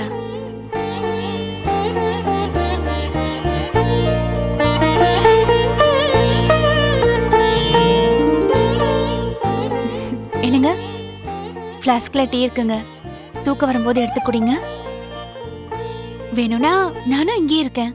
உனக்கு தூக்கம் வரலன்னா உட்காரு. ஏதாவது ஐடியா வந்தா எனக்கு சொல்லு. இன்டர்வல் சீன் ஆயிடுச்சு. சீன் 30. ராஜசேகரோட வீடு. பகல். ராஜசேகரோட வீட்டுக்கு வந்துகிட்டு இருக்கிற ரமேஷோட ஜீப். ரமேஷா நடிக்க போறது யாரு? ரமேஷா நடிக்க போறது யாருங்க? சகலகலா வல்லவன் முகேஷ்.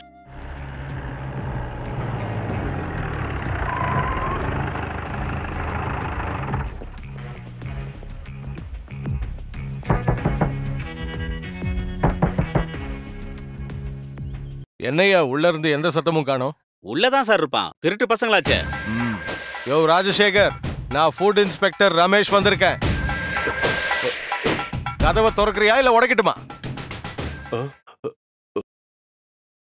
சீன் சரியா வரல. டயலாக் இன்னும் கொஞ்சம் ஷார்ப்பா இருக்கணும்.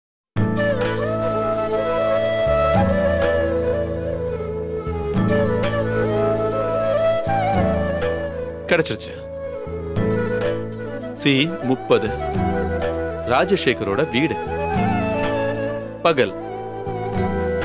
ராஜசேகரோட வீட்டுக்குள்ள வந்துகிட்டு இருக்கிற ரமேஷோட ஜீப்.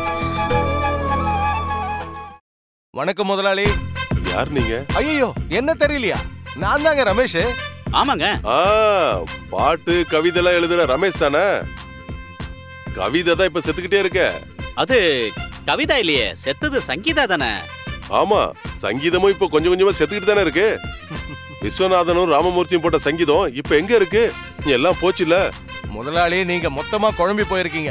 உங்களுக்கு எங்களை பத்தி சரியா தெரியலன்னு நினைக்கிறேன். நான் கவிஞர் ரமேஷ் இல்ல, சாதாரண ரமேஷ். இவங்க அப்பா பணக்காரரா இருந்தோம், இவனோட பேரு பிச்சை. ஆமா, பிச்சையா? பேரை கேட்டா எல்லாருக்கும் கொஞ்சம் கேவலமா தான் தோணும். இது சாதாரண பேர்ல, கடவுளோட பேரு.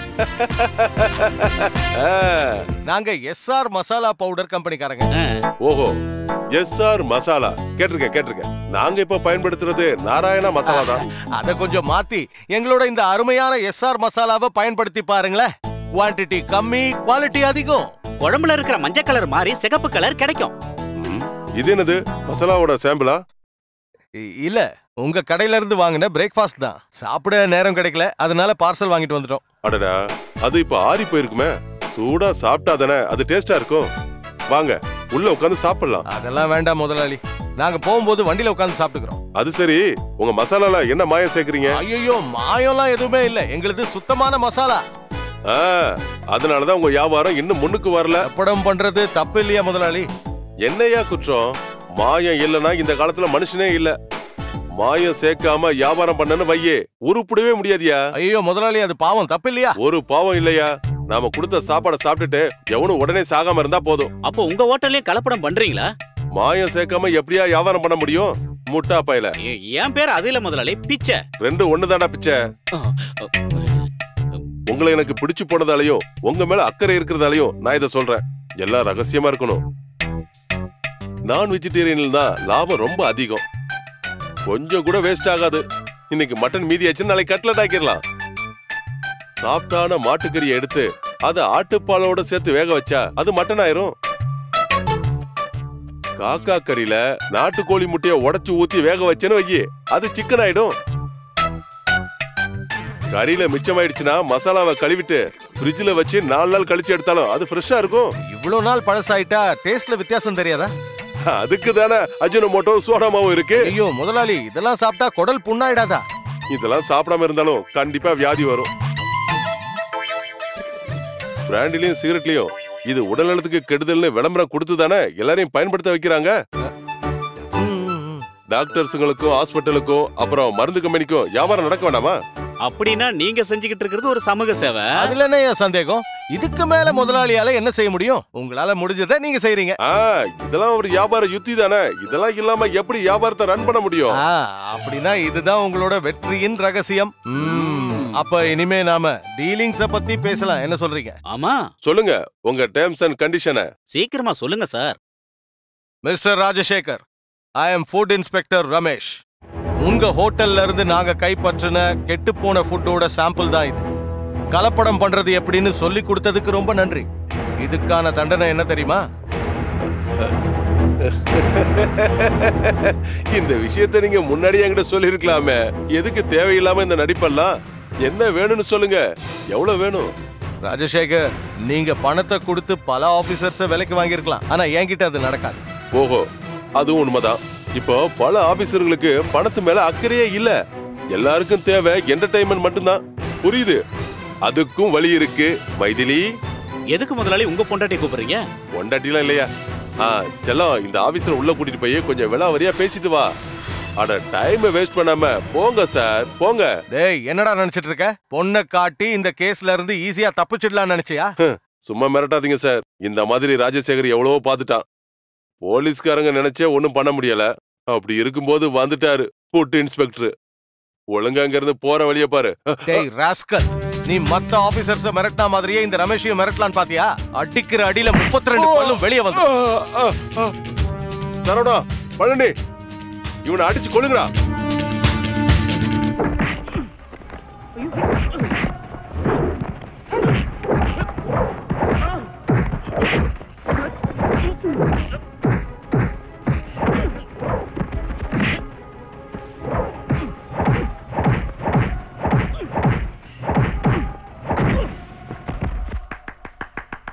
உனக்கு இந்த சீன் பிடிக்கலையா?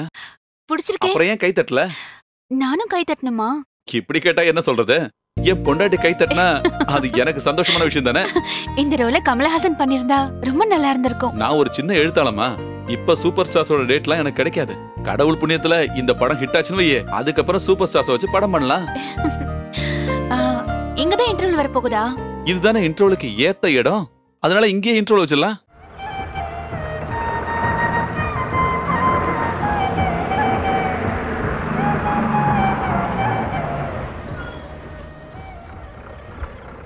டீ குடிக்கிறவங்க எல்லாம் டீ குடிச்சிருங்க, 10 நிமிஷம் வண்டி நிற்கும். சிக்கன் குழம்பு ரொம்ப சூப்பரா இருந்துச்சு, நல்ல டேஸ்ட். எப்படி செஞ்சாங்கன்னு நான் கேட்டு வந்துருவா.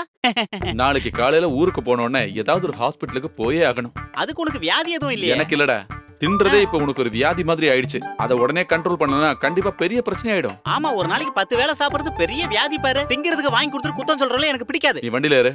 இவனுங்களாம் திங்க மாட்டாங்க, திங்கிறவங்கள பார்த்தா பொறாமப்படுவானுங்க. என்னண்ணா இப்படி அசந்து தூங்குறீங்க? கீழே போங்க, சிக்கனும் பரோட்டாவும் இருக்கு. Okay okay. சார், உங்களுக்கு சாப்பிடுறதுக்கு ஏதாவது வாங்கணுமா? ஃபோன் பண்ணிட்டு இருந்ததுனால தான் டிஸ்டர்ப் பண்ண வேண்டாம்னு நினைச்சு நான் வரும்போதே சாப்பிட்டு தான் வந்தேன். Okay okay. உங்க ஸ்கிரிப்ட்ல இருக்கிற இன்டர்வல் பஞ்ச் பயங்கரமா இருந்துச்சு. Thank you sir. செகண்ட் ஹாஃப்ல என்ன பண்ணிருக்கீங்க? செகண்ட் ஹாஃபும் என் வாழ்க்கையும் ஒன்னா சேர்ந்து கடைசியில ஒரு ட்விஸ்ட்ல வந்து நிக்குது சார். புரியலையே. கதையில இருக்கிற மாதிரியே என் வாழ்க்கையிலையும் பல ட்விஸ்டுகள் நடந்துச்சு. நான் கதை எழுதிட்டு இருக்கும்போது ஒரு சந்தோஷமான செய்தியோட ரஃபீக் எங்க வீட்டுக்கு வந்தான்.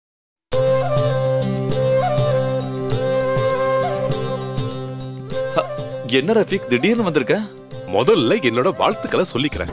என்னோட வாழ்த்துக்கள் பூச்செண்ட இந்த கைக்குலுக்கல் வழி உனக்கு கொடுக்கறேன். உன்னோட 4 கதையோட கதை சுருக்கத்தையும் நான் முகேஷ் சார் கிட்ட படிக்க கொடுத்தேன். அப்புறம் சார் 4த்தையும் ஓகேன்ட்டாரு.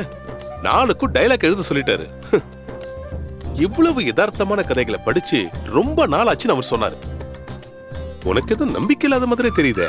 அப்படிலாம் இல்ல, 4 கதைன்னு கேட்டப்போ அவங்க 2 பேரும் நடந்து வராங்க, நீங்க அவங்கள அப்படியே பார்த்துட்டே வரீங்க. Just a minute. Okay sir. Hello hello. Mukesh ஆமா, முகேஷ் தான். யாரு? நான் ரஃபீக் தான் பேசுறேன் சார்.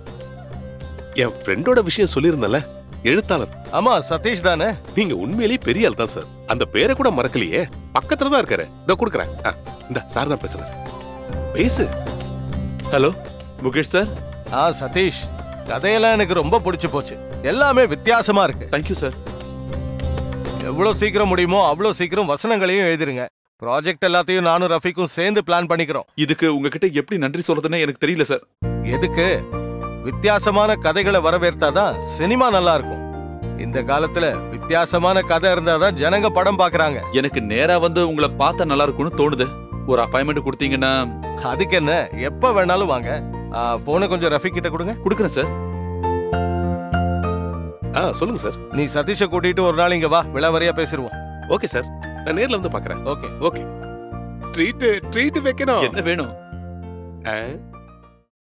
இந்த சூரிய இருக்கானே, அது சினிமால பாக்குற மாதிரி கருப்பெல்லாம் கிடையாது. என்ன மாதிரி வெள்ளையா தான் இருப்பான். வெள்ளையா இருக்கிறவன் அப்புறம் எப்படியா கருப்பா தெரியுமா? வெள்ளையா தெரிஞ்சா ஹீரோ உங்களுக்கு பிரச்சனையாச்சே.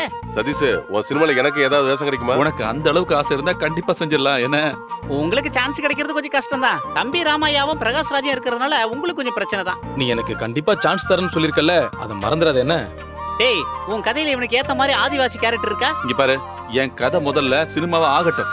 சரிப்பா. எனக்கு நடிக்கலாம் வேண்டாம், நான் சும்மா விளையாட்டுக்கு தான் கேட்டேன். இங்க பாரு, சினிமாக்கு போறதுலாம் ஓகே, ஆனா இந்த ஸ்டுடியோ கவனிக்கலன்னு வையே, ஒரு ஈ காக்கா கூட இந்த ஸ்டுடியோக்குள்ள வராது. ரஃபீக், என்ன சொல்லாம கொள்ளாம திடீர்னு வந்து நிக்கிறேன்? ஒரு முக்கியமான மேட்ரு, அதனாலதான் வந்தேன். ஒரு நிமிஷம் வாயேன். ஒரு நிமிஷம். என்னவா இருக்கும்? ஸ்கிரிப்ட் எல்லாம் முடிஞ்சிச்சா இல்லையா? இனி ஒரு 2-3 சீன் மட்டும் தான் பாக்கி இருக்கு. அப்போ ஒரு சந்தோஷமான செய்தி இருக்கு. ஒரு ஸ்ட்ராங் ப்ரொடியூசர் என் கையில வந்து மாட்டிருக்காரு. டைரக்டர் ஷாம் தான். திடீர்னு வந்த ப்ராஜெக்ட். படத்தோட பூஜையை 5ஆம் தேதி அன்னைக்கு வச்சிருக்கோம். உனக்கு சுக்கர் அடிச்சிட்டான்னு நினைக்கிறேன். அப்புறம் உன் சம்பளம் வரைக்கும் நான் பிக்ஸ் பண்ணியாச்சு. எவ்வளவுன்னு தெரியுமா? 4 lakhs, 4 லட்சம் ரூபாய். இந்த பாரு, ஒண்ணு மறந்துடாத, இதை யார்கிட்டயும் சொல்ல வேண்டாம். இந்த ஃபீல்ட்ல பின்னாடி இந்த குத்துறவங்க தான் அதிகம். ஹைதராபாத் ஃபிலிம் சிட்டில தான் பூஜை. சூப்பர் ஸ்டார்ல இருந்து தமிழ் இண்டஸ்ட்ரி ஃபுல்லா அங்கதான் இருக்க போகுது. ரொம்ப தேங்க்ஸ்ரா. இதுக்கு எப்படி நான் உங்ககிட்ட நன்றி சொல்றதுன்னு எனக்கு தெரியலடா. நமக்குள்ள இந்த மாதிரி தேவையில்லான வார்த்தைகளை சொல்ல வேண்டிய அவசியமே இல்லை. ஆனா ஒரு சின்ன பிரச்சனை இருக்கே. என்னடா? நம்ம ப்ரொடியூசருக்கு திடீர்னு டெல்லி வரைக்கும் போக வேண்டிய அவசரம். ஏதோ மினிஸ்டர் பாக்குறதுக்கு தான். 7ஆம் தேதி தான் திரும்பி வருவாரு. ஒரு 3-4 லட்சம் ரூபாய் என் கையில கொடுத்துட்டு போனாரு. அவரு இங்கதான் இருக்க போறாருன்னு நினைச்சு ஒரு 2-3 பேருக்கு அட்வான்ஸ் கொடுத்துட்டேன். இப்ப என்னடானா ஒரு சின்ன அமௌண்ட்டுக்கு ஷார்டேஜ் ஆயிடுச்சு. நான் இந்த விஷயத்த அவர்கிட்ட சொல்லும் போது எப்படியாவது அட்ஜஸ்ட் பண்ணிக்கோன்னு சொல்லிட்டாரு ப்ரொடியூசர். நான் எங்க இருந்து நான் கொடுக்கறது? எவ்வளவு ரூபாய் தேவைப்படும்? ஒரு 4 லட்சம் ரூபாய் அது தேவைப்படும். கார்த்திக்கும் சின்மையும் பாடணும்னா ஸ்பாட்ல பேமெண்ட் கொடுக்கணும். இப்ப என்ன பண்றதுன்னு எனக்கு புரியலடா. 2 நாளைக்கு அட்ஜஸ்ட் பண்ற மாதிரி ஏதாவது வழி இருக்கா? இவ்வளவு பெரிய அமௌண்ட்டை நான் யார்கிட்ட போய் கேக்குறது? அதுவும் கரெக்ட் தான். பூஜையை மாத்தி வைக்கணும்னு சொன்னா அது அபசகனம் ஆயிடும். அதுவும் இல்லாம நீ முதல்ல கதை வசனம் பண்ற படம். பூஜை நடக்காம போயிடுச்சுன்னா நீ ராசி இல்லாதவனு இந்த இண்டஸ்ட்ரி பூரா பரவிடும். நீ கவலைப்படாத, கொஞ்சம் ட்ரை பண்ணி பாரு. நானும் பாக்குறேன். இது நடக்கலன்னா நம்ம தழையெடுத்து சரியில்லைன்னு நினைச்சுக்க வேண்டியதான். அப்புறம் கூப்பிடுறேன். ஹலோ. சார் நான் அப்புறம் கூப்பிடுறேன் சார். டெல்லியில இருந்து ப்ரொடியூசர். நம்ம அப்புறம் பார்க்கலாம்.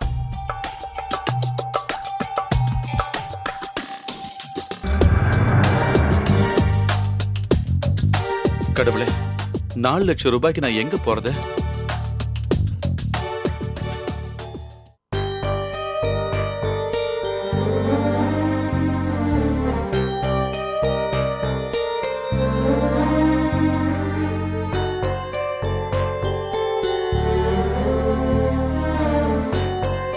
என்னங்க என்ன யோசிச்சுட்டு இருக்கீங்க? இல்ல, ஒண்ணும் இல்ல. எனக்கு தெரியும், அந்த வின்சென்ட்டோட கடனை கொடுக்கிற வரைக்கும் உங்களுக்கு நிம்மதியே இருக்காது. அதானே? ஆமா, அதான் அதான். நான் ஒன்னு சொன்னா நீங்க கோபப்பட மாட்டீங்கல்ல? என்ன? ஒரு வீடு கட்டுறதுங்கிறது நம்ம நினைக்கிற மாதிரி சாதாரண விஷயம் இல்ல. விக்கிறது ரொம்ப ஈஸி தான். நீங்க ரொம்ப ஆசைப்பட்டு கட்டின வீடு, அதை விற்க வேண்டாங்க. இப்போ தங்கத்துக்கு நல்ல விலைங்க. என் நகை எல்லாத்தையும் வித்து அந்த வின்சென்ட்டோட வட்டி கடனை அடைச்சிடலாம்ல. பாக்கி பணத்துல ஒரு புது கேமராவும் வாங்கிடலாம். இந்த நகையை வித்து அந்த பணத்தை ரஃபிக்கிட்ட கொடுத்தா அந்த ப்ராஜெக்ட் கிடைக்கும். என்ன யோசிக்கிறீங்க? இல்ல, ஒண்ணும் இல்ல. உன்னோட அப்பா கிட்ட கேட்காம இந்த நகையெல்லாம் வித்தா? அதெல்லாம் பரவாயில்லங்க, வீட்டோட கடனை முடிக்க தானே. அப்படியே கேட்டாலும் பேங்க் லாக்கர்ல வச்சிருக்கோன்னு சொல்லிடலாம். அப்புறம் ஸ்கிரிப்டுக்கு 4 லட்சம் ரூபாய் சம்பளம் தரேன்னு சொல்லிருக்காங்க. சாங் ரெக்கார்டிங்கும் பூஜையெல்லாம் ரொம்ப பிரம்மாண்டமா நடத்த போறாங்க. விஜயும் அஜித்தும் எல்லாம் வராங்களாம். அம்மா மகமாயி, எல்லாத்தையும் நல்லபடியா முடிச்சு கொடு. நகையை மொத்தமா வித்தாலும் ஒரு 3.25 லட்சம் ரூபாய்க்கு மேல கிடைக்காது. மீதி பணத்துக்கு எங்க போறது? அதையும் வின்சென்ட் கிட்டே கேட்போம்.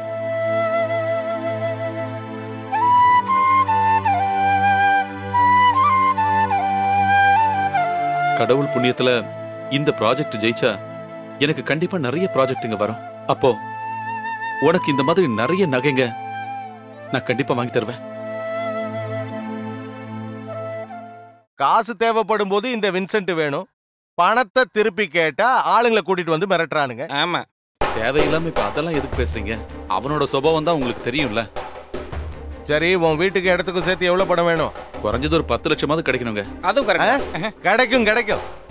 அதிகமா போனா ஒரு 5 லட்சம் கிடைக்கும். 5 லட்சமா? டேய், அந்த பிரச்சனை வந்ததுக்கு அப்புறம் எதுக்கும் எந்த விலையும் இல்லடா. அந்த பிரச்சனையா? அந்த அமெரிக்காக்காரனோட ஒரு பிரச்சனை வந்ததே, என்னடா அது? பொருளாதார நெருக்கடி. அந்த நெருக்கடி தான். அந்த நெருக்கடியால நம்ம நாட்டுக்கு எந்த பாதிப்பும் இல்ல. யார் சொன்னது? புதுசா கல்யாணம் ஆன புருஷன் பொண்டாட்டி வரைக்கும் அந்த பிரச்சனையால பாதிக்கப்பட்டிருக்காங்க. இந்த பிரச்சனை வந்ததுல இருந்து எங்க முதலாளி அம்மா எந்திரிக்கிறதே காலையில 10 மணிக்கு தான். அது தெரியுமா உனக்கு? 10:30 மணி. அது உங்க பொண்டாட்டி எழுந்துக்கிறதுக்கும் இந்த பிசினஸுக்கும் என்னங்க சம்மந்தம் இருக்கு? சரி, அதெல்லாம் விடு. நீ நினைக்கிற மாதிரி அந்த வீட்டுக்கு 10 லட்சம் எல்லாம் கிடைக்காது, 5 லட்சம் தான் கிடைக்கும். அவசரமா கேக்குறதுனால இந்த அளவுக்கு குறைக்காதீங்க. என் நிலைமையை கொஞ்சம் புரிஞ்சுக்குங்க. இதுக்கு மேல எதுவும் பேச வேண்டாம். 6 லட்சம் ரூபானா எனக்கு சம்மதம். நீ என்னடா சொல்ற? நம்ம சதீஷ் தானே முதலாளி, கொடுங்க பாவம். சரி, இது எல்லாத்துலயும் கையெழுத்து நான் கையெழுத்து போட்டு கொடுத்த டாக்குமெண்ட்ஸ் எல்லாம் இங்க தானே இருக்கு முதலாளி. அப்ப இப்ப தரப்போற இந்த பணத்துக்கு யார் வந்து கையெழுத்து போடுவா? செத்து போன உங்க அப்பனா வந்து கையெழுத்து போடுவான். முதல்ல வாங்கின முதலும் வட்டியுமா சேர்த்து 3 லட்சம், மொத்தத்துல 4 லட்சம் ரூபாய். வீட்டுக்கும் இடத்துக்கும் நாம சொன்ன 6 லட்சம் ரூபாயில பாக்கி 2 லட்சம் ரூபாய் என்னைக்கு ரெஜிஸ்ட்ரேஷன் நடக்குதோ அன்னைக்கு உங்ககிட்ட கொடுத்துருவாங்க.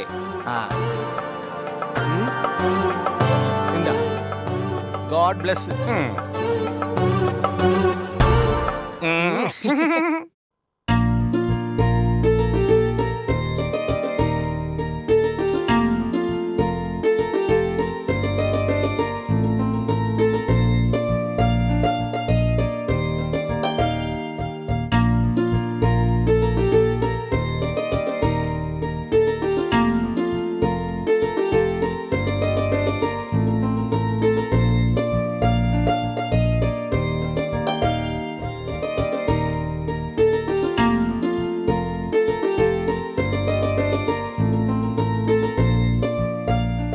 ஹலோ ரஃபீக். என்னடா நான் சொன்ன விஷயம் நடக்குமா இல்லையா? ப்ரொடியூசர் கூப்பிட்டு இருந்தாரு, நான் மேனேஜ் பண்ணிக்கிறேன்னு சொல்லிட்டேன். நான் ஒருத்தர்கிட்ட பணத்தை கேட்டிருக்கேன். அவரோட பொண்ணோட கல்யாணத்துக்கு நகை வாங்குறதுக்காக வச்சிருக்க பணமா 7ஆம் தேதி திரும்ப கொடுத்துறேன்னு நான் சத்தியம் பண்ணிருக்கேன். ப்ரொடியூசர் வந்துட்டாருன்னா பேங்க் வரைக்கும் போனாலே போதும். வேணும்னா அந்த 4 லட்சம் ரூபாய்க்கு ஒரு சின்னதா இன்ட்ரெஸ்ட் வாங்கி கொடுத்துறேன். அவரு நாளைக்கு காலையில பணத்தை கொடுத்துறேன்னு சொல்லியிருக்காரு. கிடைச்சது நான் ஃபோன் பண்றேன். எங்க நான் வரணும்னு சொல்றியோ அந்த இடத்துக்கு நான் உடனே வந்துடுறேன். சரி சரி சரி, நாளைக்கு பார்க்கலாம். ஓகே.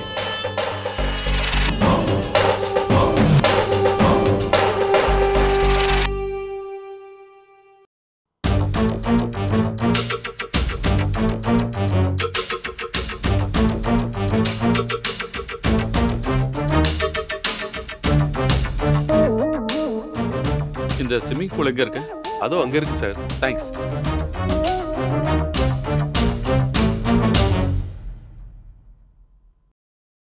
ரஃபீக் வாடா. நீ வராம நான் ரொம்ப டென்ஷனாவே இருந்தேன். உட்காரு. இவ்வளவு நேரம் நான் ஃபிலிம் சிட்டில தான் இருந்தேன். நாளைக்கு பூஜை வேலை எல்லாம் நடக்குதுல்ல. ப்ரொடியூசர் என்கிட்ட என்ன சொன்னார் தெரியுமா? உனக்கு ஏசி ரூம் தான் கொடுக்கணுமா. ஏசி ரூம்ல படுக்கிறதால உனக்கு சைடு எஃபெக்ட்லாம் வராதுல்ல. ஏசி எல்லாம் வேண்டாம்டா. இன்னையில இருந்து நீ ஏசி ரூம்ல தான் தங்கணும். ஏசி ரூம்ல படுக்கலன்னா சினிமால உன்னை யாரும் மதிக்க மாட்டானுங்க.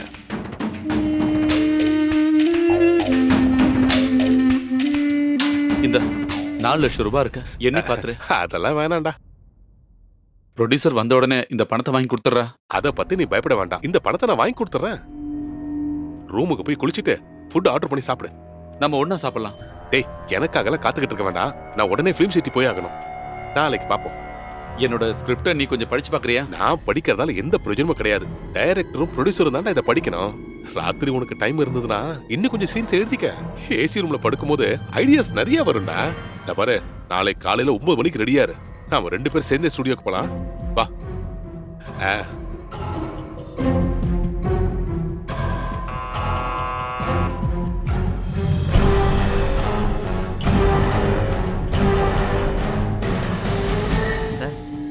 ரஃபீக் எழுந்திருச்சிட்டாரா? அவர் நேத்தே ரூம் வேக்கேட் பண்ணி போயிட்டாரு சார்.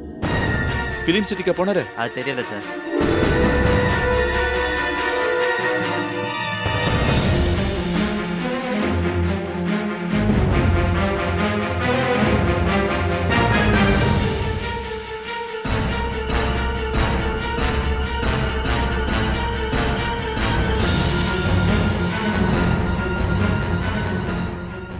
விஐபிஸுங்கெல்லாம் வரதுனால ரொம்ப பிஸியா இருப்பான். அதனாலதான் போன் ஆஃப் பண்ணிருப்பான். எதுக்கு நம்ம கிளம்புவோம்.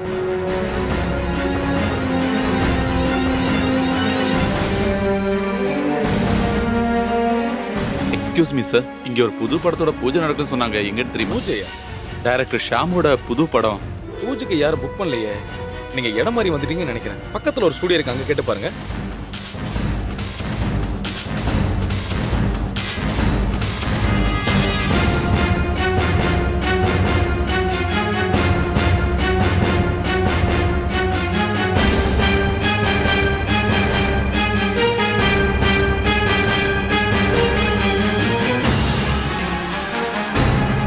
என்னமோ சதி நடந்திருக்கு.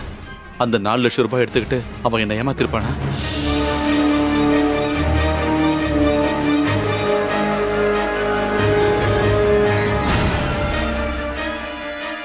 மே ஐ கம் இன்?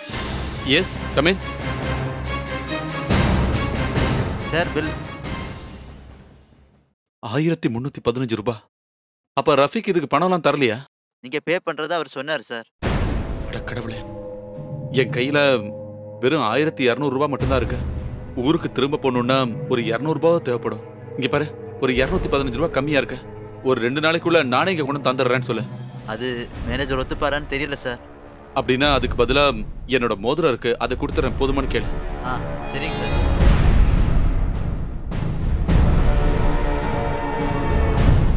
ஹலோ. என்னங்க, நான் தான். பூஜைலாம் எப்படி இருந்தது? அஜித்தும் விஜய் எல்லாம் வந்திருந்தாங்களா? அவங்க எல்லாரும் வந்திருந்தாங்க. நீங்க எல்லார்கிட்டயும் பேசுனீங்களா? எல்லார்கிட்டயும் பேசுனேன். கடவுளே, நானும் வந்திருக்கலாம்ல. நீ வராம இருந்ததுதான் நல்லது. இங்க பயங்கர கூட்டமா இருந்துச்சு. என்னாச்சு? நீங்க ஏதோ சந்தோஷம் இல்லாத மாதிரி, உங்க குரல் ஏதோ மாறின மாதிரி இருக்கு. இல்ல, அப்படிலாம் ஒண்ணும் இல்ல. ஒருவேளை போனோட தான் இருக்கும். அப்படின்னா நான் ஒரு சந்தோஷமான விஷயம் சொல்லட்டுமா? என்ன?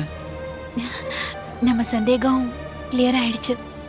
நீங்க அப்பாவாக போறீங்க.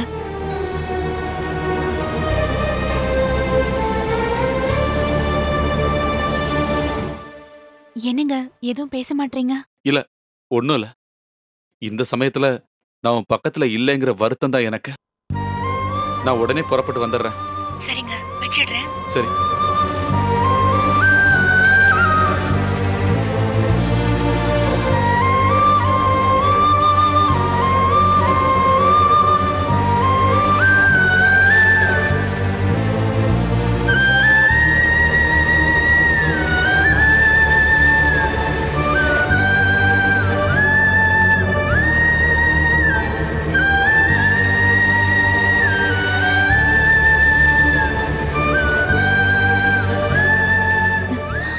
என்னங்க இவ்ளோ லேட்டா வரீங்க? வர வழியில ட்ரெயின் ஒரு இடத்துல நிறுத்திட்டாங்க. ஏதோ குட்ஸ் ஆக்சிடென்ட் ஆயிடுச்சாமா. 2 மணி நேரத்துக்கு அப்புறம் தான் ட்ரெயின் எங்கேருந்து கிளம்பிச்சு. என்னங்க சாப்பாடு எடுத்து வைக்கட்டுமா? வேண்டாம், நான் சாப்பிட்டேன். ரொம்ப டயர்டா இருக்கு, நான் கொஞ்சம் படுக்கிறேன். நீ ஏதாவது சாப்பிட்டியா? சாப்பிட்டேங்க. உங்களுக்காக வெயிட் பண்ணி பார்த்தேன். அப்புறம் பசிச்சுதான் சாப்பிட்டுட்டேன். இந்த நேரத்துல பசியோட இருக்க கூடாதா? நான் தான் இப்போ தனி ஆள் இல்லையே. என்ன எதையாவது மறந்துட்டீங்களா? இல்ல, என்ன? நான் சந்தோஷமான செய்தி சொல்லியும் எனக்கு ஸ்வீட்ஸ் எதுவும் வாங்கிட்டு வரலையா? நான் வர வழியில வாங்கலாம்னு நினைச்சேன். ட்ரெயின் லேட் ஆயிடுச்சுல்ல, கடைங்கெல்லாம் மூடிட்டாங்க. நாளைக்கு காலைல வாங்கிடலாம். எனக்கு குடிக்க கொஞ்சம் தண்ணி எடுத்துட்டு வாயேன்.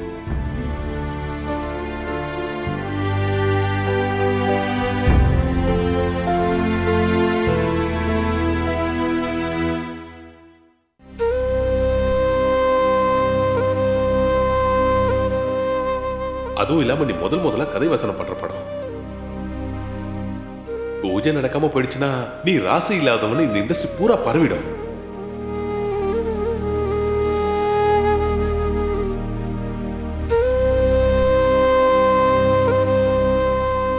என்னங்க தண்ணி.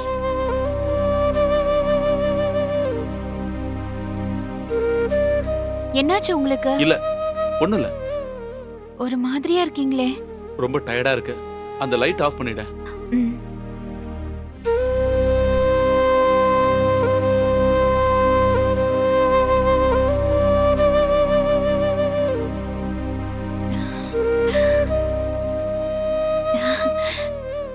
என்னங்க அஜித்தோடையும் விஜயோடையும் நீங்க போட்டோஸ் எல்லாம் எடுத்துக்கிட்டீங்களா?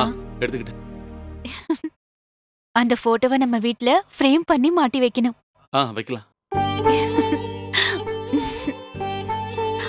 என்னங்க அப்புறம் எந்த விஷயமா இருந்தாலும் நாளைக்கு காலையில பேசிக்கலாம். சரிங்க.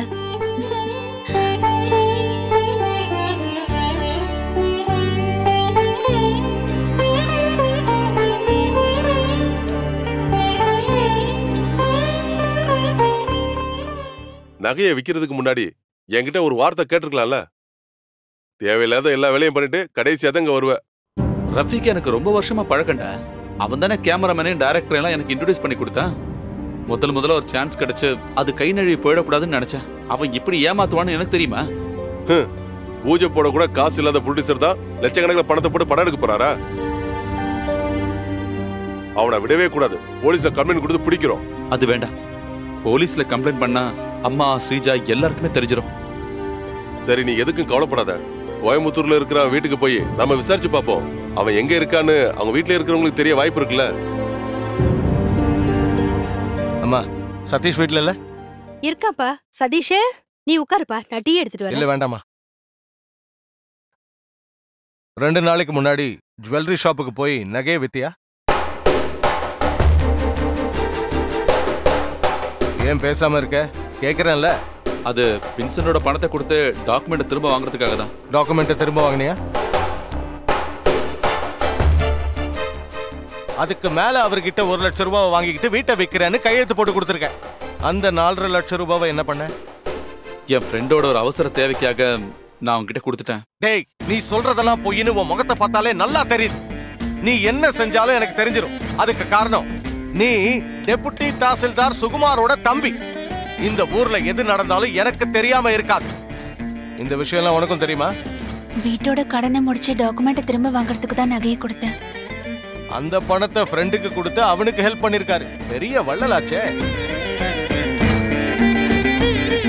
டேய், கட்டின பொண்டாட்டிக்கிட்டையாவது எப்பவும் உண்மையை சொல்ல கத்துக்க. என் பொண்டாட்டியோட நகையை விற்கவோ அடமானம் வைக்கவோ என்ன வேணாலும் செய்வேன். அதுக்கு யாருக்கிட்டே நான் சம்மதம் கேட்க வேண்டிய அவசியம் இல்லை.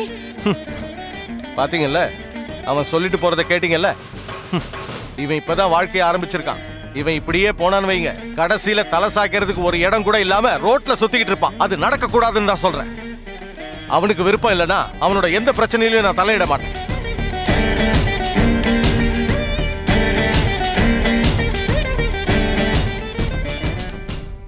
என்ன இங்க வந்து படுத்துட்டீங்க? நல்லது கெட்டது சொல்றதுக்கு உங்களுக்குன்னு ஒரு அண்ணன் இருக்காருல்ல, அதுவே ஒரு பெரிய அதிர்ஷ்டம் தான். இதுக்கு எதுக்கு வருத்தப்படுறீங்க? நண்பனுக்கு ஒரு ஆபத்து வரும்போது உதவி பண்றது எந்த தப்பும் இல்லைன்னு நான் சொல்லுவேன். ஆனா எனக்கு ஒரே ஒரு வருத்தம் தான்.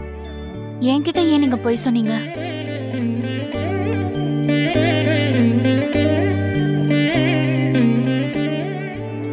நீங்க எடுக்கிற எந்த முடிவுலயாவது உங்களுக்கு எதிராக நான் ஏதாவது சொல்லியிருக்கேனா?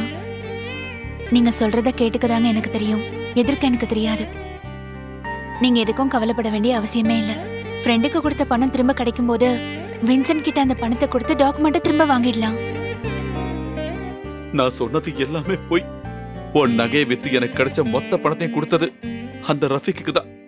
அவன் நம்மளை ஏமாத்திட்டான். அவன் மொத்த பணத்தோட எஸ்கேப் ஆயிட்டான். அவன் சொன்னது எல்லாமே பொய்ன்னு தெரியாது. அவன் என்னை ஏமாத்துறான்னு தெரியாம அவன்கிட்ட போய் மாட்டிக்கிட்டான். நம்ம வீடு நகை எல்லாமே போச்சு. உன் அப்பா அம்மாவுக்கு இந்த விஷயம் தெரிஞ்சா நான் அவங்க கிட்ட என்ன பதில சொல்லுவேன்?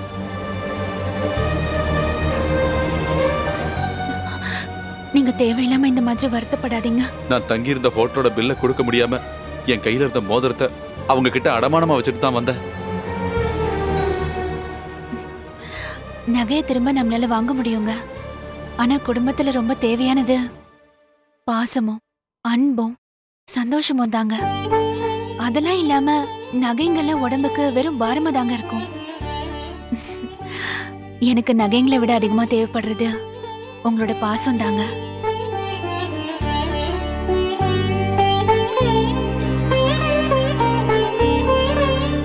ரெண்டு மாசமா இங்க யாருக்குமே சம்பளம் தரவே இல்ல. கரண்ட் பில்லும் போன மாசம் கட்டவே இல்ல. அவனுங்க எப்போ வந்து கட் பண்ணுவானுங்கன்னு தெரியல. பில்லு கட்டாததுனால நேத்து டெலிபோனை கட் பண்ணிட்டானுங்க. இங்கதான் வேலையே இல்லையடா. நீ வேற எங்கேயாவது வேலைக்கு ட்ரை பண்ணலாம்ல. உன் வீட்டை பத்தியாவது கொஞ்சம் நினைச்சு பாடுறா. இல்லடா, நான் எங்கேயும் போக மாட்டேன். இவ்வளவு நாள் உன் கூடவே இருந்துட்டு இப்ப உனக்கு ஒரு கஷ்டம் வரும்போது உன்னை விட்டு போறதுனா இங்க பாடுறா, நீ கண்டிப்பா சினிமால பெரிய ஆள வரும்னு எனக்கு நம்பிக்கை இருக்கு. ஏய், என்ன இது? பிரசவத்துக்காக வீட்டுக்கு போகும்போது யாராவது இந்த மாதிரி அழுவாங்களா? இனி எத்தனை மாசம் கழிச்சு இங்க வருவேன்னு நினைக்கும் போது எனக்கு அழுக வந்துருச்சுங்க. அதுக்கு உன் வீடு ஒன்றும் ரொம்ப தூரத்துல இல்லல்ல. 1 மணி நேரம் டிராவல் பண்ண நேரம் உன் வீட்டுக்கு வந்து நிக்க போறேன். நாங்க போனதுக்கு அப்புறம் தினமும் என்ன பார்க்க வருவீங்கல்ல? அதெல்லாம் நடக்காது. பொண்டாட்டியை விட்டு ஒரு நிமிஷம் கூட பிரிஞ்சிருக்க முடியாத புருஷன்னு உங்க வீட்டுல இருக்கவங்க எல்லாருமே என்ன தப்பா எடுத்துப்பாங்கல்ல? பாசமான புருஷங்க அந்த மாதிரி தான். உன் நகையெல்லாம் எங்க போச்சுன்னு உன் அப்பா அம்மா கேட்டாங்கன்னா என்ன சொல்வேன்? அதை நினைச்சு நீங்க டென்ஷன் ஆக வேண்டாம். நகையெல்லாம் பேங்க் லாக்கர்ல இருக்குன்னு நான் அவங்க கிட்ட சொல்லிடுறேன். அப்புறம் இன்னொரு விஷயம், நான் இல்லாத நேரத்துல அத்தை கிட்ட சண்டையெல்லாம் போட்டுறாதீங்க. அத்தை பாவங்க. டோன்ட் வரி மேடம், நான் எல்லாம் மேனேஜ் பண்ணிக்கிறேன்.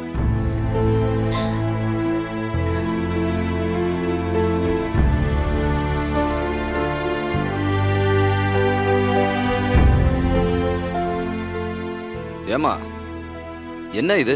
ஏன் இன்னும் நீ ரெடி ஆகலையா? இன்னுமா இதெல்லாத்தையும் பண்ணிட்டு இருக்க? சீக்கிரமா வா, ராகு காலத்துக்கு முன்னாடி நம்ம இங்க இருந்து கிளம்பி ஆகணும். இதோ இப்போ வந்துடுறேன்ப்பா. என்னம்மா நகையெல்லாம் போடாம இருக்க? இல்லம்மா, வீட்டுக்கு தானே வரேன், இதுவே போதுமா? என்னம்மா இப்படி பேசிட்டு இருக்க? பிரசவத்துக்கு வீட்டுக்கு போகும்போது நகையெல்லாம் போட்டுட்டு போறது ஊரோட வழக்கம். போய் சீக்கிரம் போட்டு வா. அது பரவாயில்லப்பா. இவன் எப்பவுமே இப்படிதான். எங்க இருக்குன்னு சொல்லி நான் எடுத்துட்டு வரேன். நகைங்க எல்லாத்தையும் பேங்க் லாக்கர்ல வச்சாச்சு. இன்னைக்கு உன்னை வீட்டுக்கு கூட்டிட்டு போற விஷயம் உனக்கு தெரியும்ல? மாப்பிள்ள எங்க? சீக்கிரமா போய் நகையெல்லாம் எடுத்துட்டு வர சொல்லு. மாப்பிள்ள. அப்பா வேண்டாம்ப்பா. ஏன், என்னாச்சு?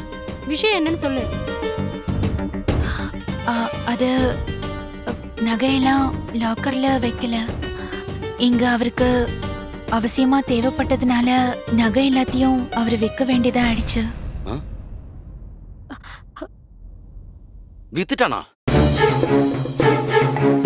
கல்யாணம் முடிஞ்சு 1 வருஷம் கூட ஆகல, அதுக்குள்ள எல்லாத்தையும் வித்து தொலைச்சிட்டானா? அப்பா கொஞ்சம் மெதுவா பேசுறீங்களா? அவருக்கு கேட்டு போகுது. கேட்கட்டுமே. 3-4 லட்சத்துக்கு நகையை வாங்கி போட்டு அமிச்சது இங்க இருக்கிற பிரச்சனையை தீக்கிறதுக்காக இல்ல. இப்படி எல்லாம் செய்யறதுக்கு முன்னாடி அவரும் ஒரு வார்த்தை கேட்கல. நீயாவது எங்க கிட்ட ஒரு வார்த்தை சொல்லிருக்கலாம்ல.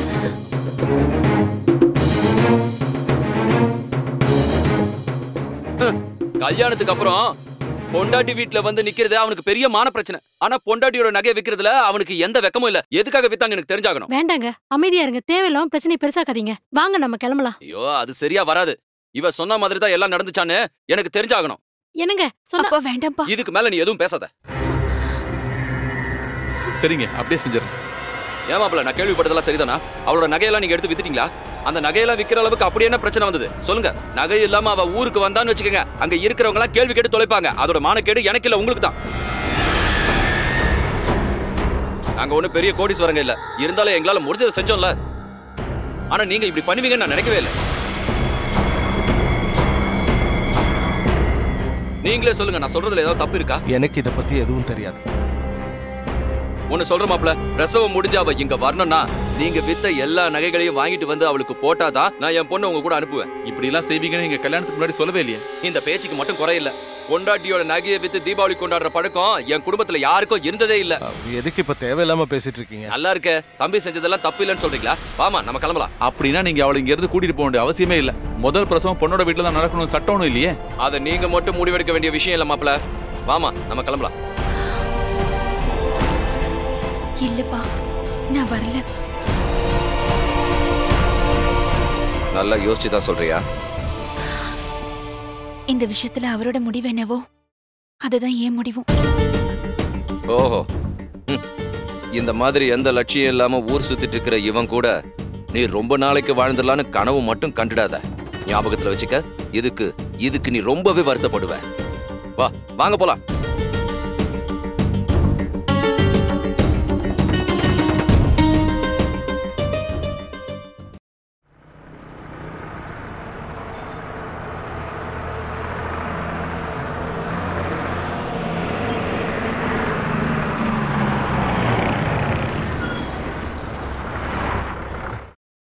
தூங்கிட்டீங்களா? சுந்தர், டேய் எழுந்துடா. ஐயோ, அன்சிகா கூட டான்ஸ் ஆடிக்கிட்டு இருந்தேன். திடீர்னு என்ன கூப்பிட்டு ஏன்டா என் கனவை கெடுத்த?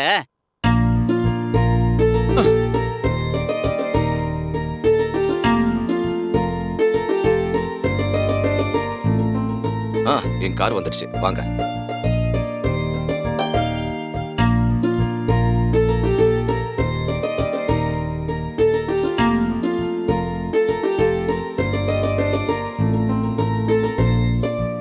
நான் உங்களை டிராப் பண்றேன். வேண்டாம் சார், நீங்க போங்க சார். நாங்க 2 பேரும் ஆட்டோல போய்க்கிறோம். உங்களை மீட் பண்ணதுல ரொம்ப சந்தோஷம். உங்க கதை கேட்டதுனால விடிஞ்சதே எனக்கு தெரியல. நேத்துக்கு ராத்திரி உங்களை பார்க்காம இருந்திருந்தா எங்க 2 பேரும் தீவிரவாதின்னு சொல்லி பெங்களூர் சிட்டி ஜெயில கம்பி எண்ணெய் வச்சிருப்பாங்க. நாம திரும்பவும் சந்திக்கிறோம், சந்திச்சே ஆகணும். உங்களுக்கு ஏதாவது தேவைப்பட்டா எனக்கு உடனே ஃபோன் பண்ணுங்க. Thank you sir. Always your meeting sir. Goal bless you. சரிங்க சார்.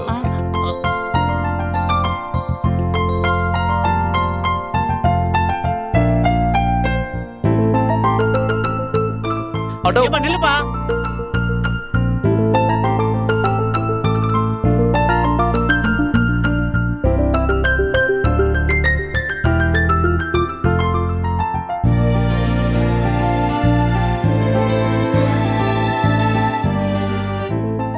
ஸ்ரீஜா, சதீஷ் அவங்க அங்க இல்லப்பா.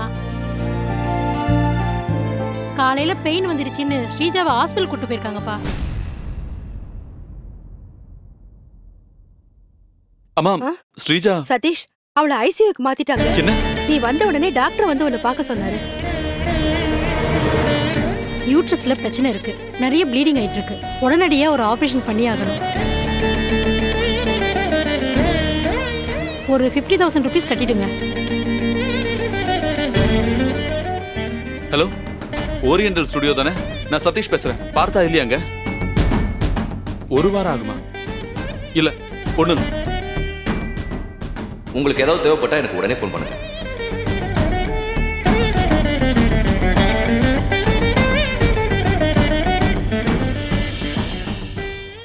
டேய் டேய் நில்றா நில்றா டேய் டேய் என்ன ஏமாத்தி என் பணத்தை எடுத்து போலாம் விடுறா. டேய் விடு நில்றா நில்றா என்ன விடு.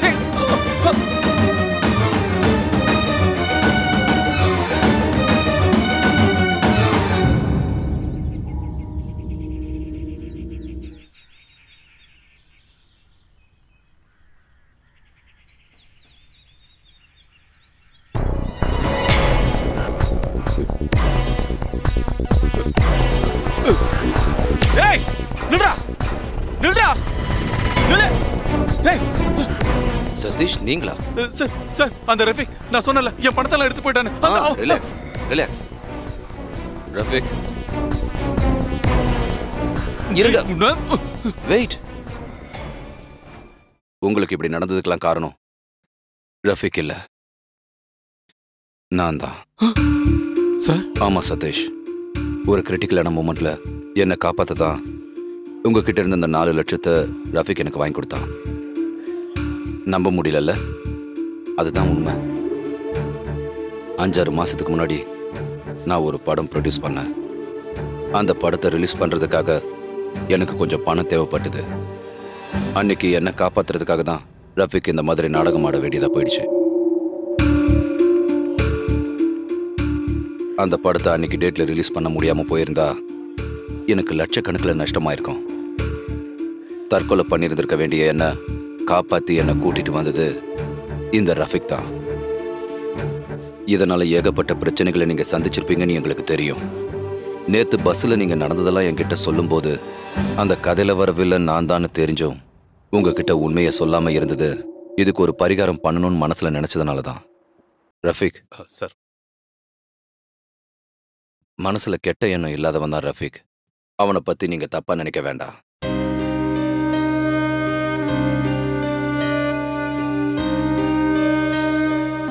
இந்தாங்க, இதுல 5 லட்சம் ரூபாய் ஃபில்அப் பண்ணிருக்கேன். 4 லட்சம் ரூபாய் உங்களுக்கு தர வேண்டியது, மீதி 1 லட்சம் ரூபாய் என் புது படத்துக்கு ஸ்கிரிப்ட் எழுதுறதுக்கான அட்வான்ஸ். உங்க திறமையை பத்தி ரஃபிக்கு மட்டும் இல்ல, எனக்கும் நல்லா தெரியும். வாங்கிக்கங்க. தை மாசம் 1ஆம் தேதி புது படத்துக்கான பூஜை. இங்க பாருங்க, இது டூப்ளிகேட் பூஜை இல்ல, ஒரிஜினல். நீங்க கொடுத்த இந்த பணத்தால என் குடும்பமே. சார் ரொம்ப தேங்க்ஸ்.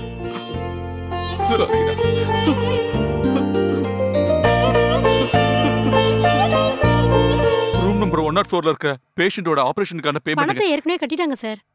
கட்டிட்டாங்களா?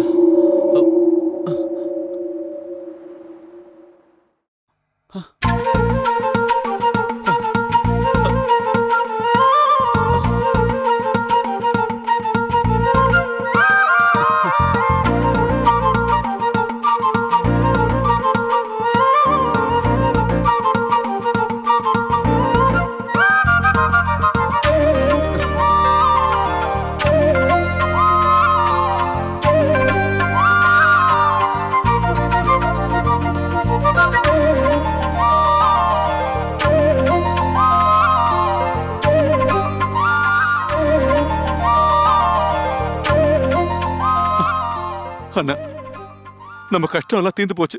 கையை விட்டு போன பணம் எல்லாம் திரும்ப கிடைச்சிருச்சு. அது மட்டும் இல்லாம முதல்ல பண்ண போற ஸ்கிரிப்டுக்கு அட்வான்ஸா 1 லட்சம் ரூபாய் கொடுத்துருக்காங்க.